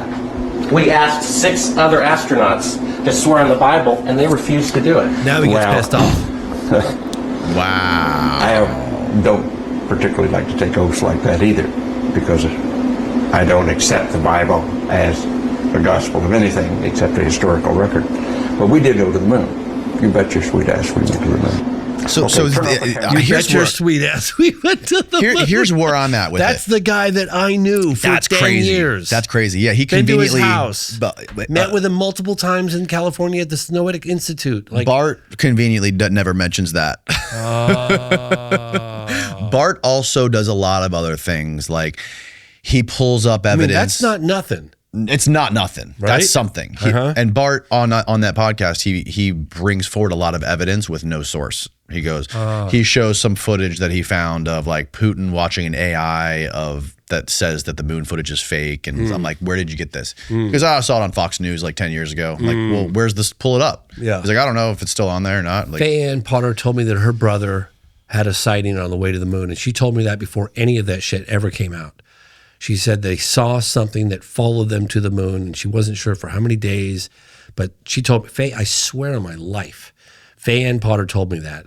who's her brother? Buzz Aldrin. Oh, Buzz is her brother. Yes. Oh, wow. Yeah, Buzz is her brother. Did Buzz never said anything about that? About 5 years after she said that, or 10 years after she told me that, he was interviewed on some BBC TV, and he goes, yeah, we were on the way to the moon. We were about to see if you can find it. Buzz admission that they had a UFO sighting on the way to the moon. Some BBC guy or some British report. Yeah, man. And I was like, oh my God, why didn't I get that? Now I had. Is it video or no? They did get some. Yeah, but hang on. So I got an interview with Buzz Aldrin in the 90s. Yeah. And he was going to be in the south of France because I got wind that he was having, I worked on a film called The Legend of Obie Taggart with Mickey Rooney, and it was another guy that was there was the guy in Deliverance who, what was his name? I can't remember. I know you're talking about You that. gonna do some praying, boy. Yeah. You better pray good. And I was like, oh boy. I'll think of his name in a minute, but I'd just seen that film, like, Deliverance. If you haven't seen it, it's pretty disturbing. Yeah. But in any case, I just seen that movie, and the lead actor, the guy that gets was there on the film set. And I talked to Mickey Rooney, and I was in my 20s, and I was making my first UFO documentary. And Jan Rooney, his wife, they're all, oh, Sonny, you're interested in UFOs and you're making your first documentary. And I got so much shit for so long that people wonder why it doesn't bother me anymore. I've been heckled my whole life. They were like, yeah, we were good friends. Mickey Rooney's like, I'm really good friends with Buzz Aldrin, and he told me some pretty crazy stuff, So I was like, really? And so I started digging into it, and then ultimately I met his sister, Faye Ann Potter, who was a artist. She was a art broker in Kentfield, California. And we met for the first time at a restaurant called The Left Bank in Larkspur. And she started talking to me about her brother. And then between her and Mickey Rooney and Jan Rooney, Jan Rooney's father was a general at Roswell in 1947. And Jan was like, yeah, my dad told me that if the truth came about Roswell, it would have a devastating impact on organized religion. That was a side story. But so they said, we can get you an interview with Buzz Aldrin. So they did. It went on for a while. So they got me an interview, and Buzz Aldrin ultimately said, I'll give you an interview. I was in my 20s. I was like, kidding me? This is the biggest break ever of my career. Wow. So I was like, I'm going to get an interview with Buzz Aldrin about a UFO sighting that he had. So he goes, well, I'm going to be in, when someone says yes at that level, you're okay. I'm on book tour. I'm going to be in the south of France. So I'm going to have to meet you, and you have to meet me in Monte Carlo. I was like, shit. So I borrowed a bunch of money, got a small camera crew together. I went out with Tim Coleman. He went with me. And Samara went with me. Excuse me. We get down to Monte Carlo, And dude, the cheapest hotel I could find was hundreds of dollars a night. It was super expensive. And he keeps putting the date off day after day. The most expensive place on earth, Monte Carlo, man. I mean, I remember looking at these boat anchors that were more expensive than a house. Like one boat anchor. I was like, I couldn't even afford a boat anchor, you know, on all these fancy, you know, it's all the gazillionaires, whatever. Yeah. Everything's super expensive. You don't have any money in Monte Carlo, don't even think of going. And that was me. And he kept putting it off. And then finally, I called him and I said, with all due respect, sir, I mean, you know, you did agree to this interview and you did, and I came all this way and, you know, it's with great effort. And he goes, okay. He goes, well, meet me in the lobby of my hotel. No cameras rolling. Meet me in the lobby of my hotel. And he was staying in some fancy hotel. Tomorrow morning, whatever, 9 o'clock. No cameras rolling. No. So I'm like, okay, finally this is going to happen. And then I'm in the lobby and I'm with Tim Coleman, Samara Pardee, and we're sitting down in a little cafe in the lobby, and we're having like a croissant and a coffee.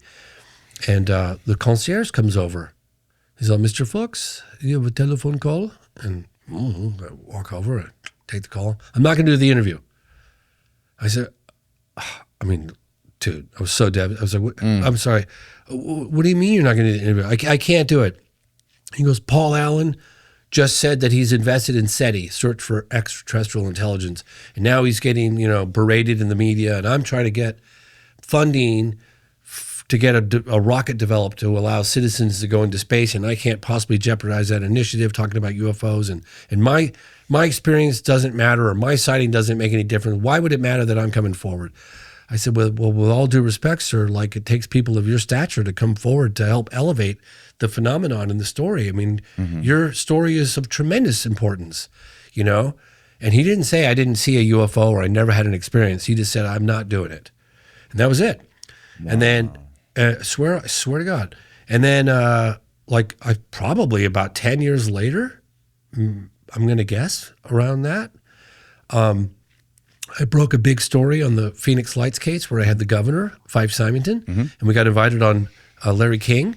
And I found out the day of, we're inside the studio, the green room. You know, you get your makeup put on in the green room. And Buzz Aldrin's there. And I look over at Fife Symington, the former governor of Arizona. We were friends. We were together. We were there together. And I was like, that son of a bitch. Like I told him what happened. And I was like, we're going to go on live TV. I'm going to stick it to him a little bit. He goes, James, you really can't do that, man. I mean, come on. This is an iconic figure. This is, right. He landed on the moon, Apollo 11, Neil Armstrong. Like, you can't go berating this guy. Like, you know. So I had to sit there and I go on live, Larry King live show with Buzz Aldrin, staring him at the face. And I was like, I don't want to give away his sister. I don't want to give away her name. I was just like, and I did poke and prod, and there was a guy, Darcy Weir, that did a short segment. And he talked about it, and he dug up the Larry King live stuff. And when I got back, and this is my biggest regret, no, I have a lot of regrets, but when I got back from that experience, I called Fan Potter, and I remember it like yesterday, and she goes, somebody got to him. And I said, what do you mean somebody got to him? She goes, he won't even talk to me about it anymore. Like my own brother. She says, somebody got to him. That's what she said. I swear to God, that's what she said to me. Why? I never thought that, I would never expected her to die. I didn't think, like, she wasn't sick. I went to her house a number of times. We used to have lunch together. I never even knew she was sick. And all of a sudden she's gone. And I never got her on camera. I was like, So that's why, like, if you want, I'll help arrange a meeting with Buzz Aldrin. Get him on camera, man. Hold his feet to the fire. Why the hell not? Yeah. He's going to be gone soon. Right. He's in his 90s. You know? Yeah. It doesn't harm. Like, I'll help make that happen.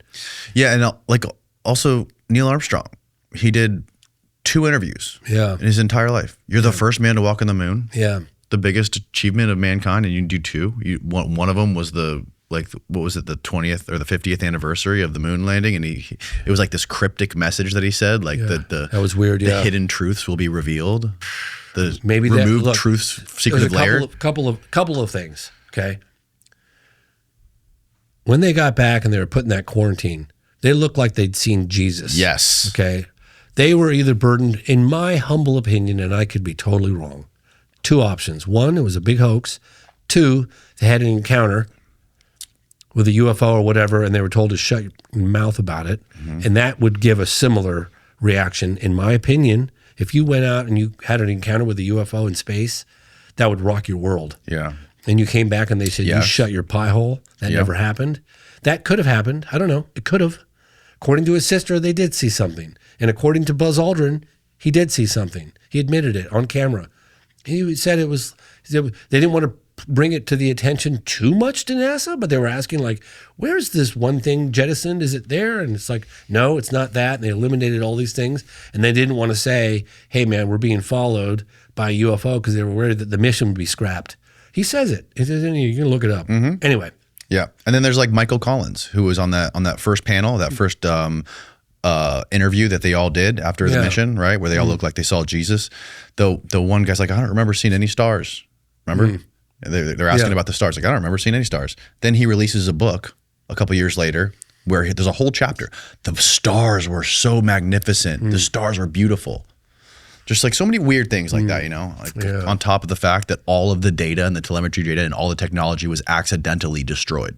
Edgar Mitchell, oh man, the story he told me, the level of detail, he's a damn good liar if he was lying to me. Yeah. Damn good liar. A lot of people think they could have been MK Ultra'd. Yeah. Like maybe they were somehow like. I mean, I got my scientist friends. I'm no one to debate the moon landing thing. I just I don't know, dude. I'm not well. I do know that some of the scientists that I'm friends with that talked about there's this reason, but whatever. Point is, there's aliens in Varginha. Exactly. What's crazier? Oh my God. Right. I know. So what's next for you, bro? What's Well, I got the event at the National Press Club, and I think this is coming out. Oh yeah, prior that's to that coming event. out. Yes, this is going to come out right before that happens. So I worked with a specific member of Congress. I don't know if this individual wants their name out, but basically calling upon them. I need help because the immigration lawyer is like, hey man, if you're ever going to get some weight from the American government, now's the time. Reach out to the consulate in Rio. You know, that happened. They were half the crew. There were a number of people that were approved. Then there were a number of people that were under, two people completely denied, a couple people approved, and then 4 or 5 people that were under additional review. Okay. They need more information. They contacted me. I gave them a detailed account. Yes, I'm sponsoring the event. Yes, I'm paying for everybody. Yes, we're flying out for this thing. I'm a filmmaker. I send them all the links to my films. These are witnesses that we want to have this event. And this went on for a while. Reached out to a member of Congress. They called the consulate in Rio. Went on and on and on and dragged out. And I was like, could you guys come to a decision? My Lord, this has been going on for 2 months. And then just a few weeks ago, they pulled the plug and said they're all denied. Even the people that were initially approved were denied. So I was by the U.S.? By the U.S. That is correct. God, so, yeah, I was devastated. But the whole time when this was going on, I had an alternative plan, and that was I'm going to have to go to Brazil again. My sister had just died, by the way, just a few weeks ago. Oh, so I'm like with my I can't even tell you like what a roller coaster ride it's been. You know, I'm with my sister. She had multiple sclerosis. She was like, if it ever gets to the point where I can no longer take care of myself, James, I hope you understand and respect my decision. I got to check out. I can't. She got stuck in bed towards the end. She was right-handed, right arm gone, legs gone. She had a little movement in her left arm, which she wasn't even left-handed. She was right-handed. She could barely drink and feed herself.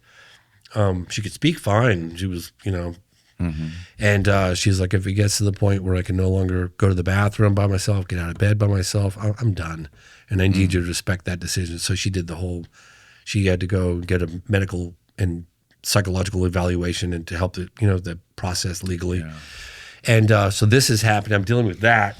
I'm dealing with all this event that I'm putting on. I can't even tell you all the moving parts on the American side, on the Brazilian side. So much stress, man. Borrowing $250,000 to put this event on, and it's like, people have no idea. Like if someone could have followed me around with a camera for the last 9 months to see what I go through, what we go through, our team goes through to make these things happen. So I had a contingency plan, and that was to go and film with my co-producer Alini and Marco Leal, Alini Cross, and get statements in an official setting like podium, flags, Brazilian flags. So we worked in conjunction with people, our contacts there. The mayor was helping out, and we got official spot, and we filmed, I don't know, 10 or 12 really nice, 90-second, 2-minute statements, very official looking right at the barrel, right down the barrel of the camera. And that was our plan B. Is like, okay, we'll get the people that got accepted, which were three. It's amazing the out of neurosurgeon 13 got accepted. Yeah, well, so, yeah, he's like, actually, I'm Brazilian Italian and I have an Italian passport. So I said, well, is your Italian passport valid? And it was like, oh, I got to take a look at it. And things were I was like, I need your passport. Turns out it wasn't valid. So then we had to go for the reapplication process. That whole thing took forever. He had to go in for an interview, and then he's like, well, I can't go without my wife, my health. I had a heart attack. Yeah. I've had prostate cancer. Then I had surgery. My health isn't great. So I'm, dealing with that. And then I've got the forensic pathologist trying to get him and his wife and get his visas. Now, he didn't have a European passport, but he's a prominent doctor. Chances are, he has every reason to come back to the country. He runs all these hospitals. So his visa got accepted. Then his wife had to get that. And oh my God, this whole thing took months. Oh my Lord. And so then we were like, all right, well, we've got 3 extremely prominent. Then we had the crash witness, Marco Carlos de Souza. And then we have a senator, a sitting member of the Senate in Brazil, also attending as of right now, the event. So we've got 4, and then I've got video statements that we'll be presenting on a big screen, a very official setting, and I'll provide copies of that to all the various media outlets so they can, if they want to report on it, they can show the clips. And this is like my name. Wow. I swear on my, blah, blah, blah, that this was what happened. And then they give a brief summary of it. And we've got like 10 of those. And so we're putting on that event. And then we're taking a short recess at the National Press Club at the ballroom. And then we're having American side. And they're basically making a plea to the current executive branch for immunity or relaxed restrictions on their NDAs. They're essentially saying, okay, we understand that the technology will probably have to remain classified for national security reasons. However, the biologics do not, and that directly ties into Varginha. And it's a plea to the executive branch for immunity, and so they can be subpoenaed and testify openly in a congressional setting to reveal these details. So this is all happening. It's been a colossal undertaking. Yeah, I can fall on my face and fail miserably, but as my dad said to me years ago when I was having a panic attack on the biggest event I ever did at the time, which is the National Press Club event that I had made a movie about called I Know What I Saw. Yep. And he was like, my dad was a quadriplegic with MS, and he's like, son, he's like, because I was panicking. Because it happens. You're doing a big, so much at stake, hundreds of thousands of borrowed dollars. So stressful, man. Because there's so many variables outside your control. It's insanity. And he's like, son, what's the worst case scenario? His voice was really weak. And I rattled off like 10 things that I was terrified they were all going to go wrong. And he very calmly sat there, nodded. And he looked at me and he goes, well, the way I see it, the worst case scenario is you never went for it. And I thought, he's right. That's so true. So I'm going for it. That's amazing, bro. You're an inspiration, James. Oh, you are a fucking national treasure. You got to keep pulling this thread, bro. I'm doing the best I can. You're doing an amazing job. Thank you for doing this. Yeah. And thanks for doing this podcast. Thanks for inviting me on again. It's been a pleasure. I hope we can do another one. You're the man. We'll link everything below. We'll Appreciate link the well, if there's like a link to by the time this comes out, moment of contact, new revelations of alien encounters, and I say that because the old version of Moment of Contact, there's been some confusion. Right. It's on Prime Video, Apple TV, Google Play, that sort of thing. It's for rent and for buy, and I understand if you don't want to spot the $6.99 or whatever, sit tight. I'll have it available for free on YouTube Movies in a couple of months, and I appreciate everyone's support. And the event for the National Press Club is on January 20th. January 20th. 2026, this year. Okay. One event starts at the National Ballroom at the National Press Club, the Ballroom at 11 a.m., ends at 1, and there's another one from 2 to 3 to 2 to 3:30. Fantastic. Yeah. Thanks again, man. Everything's linked below. Thank you for having me on. Appreciate it. Of course. Good night, everybody.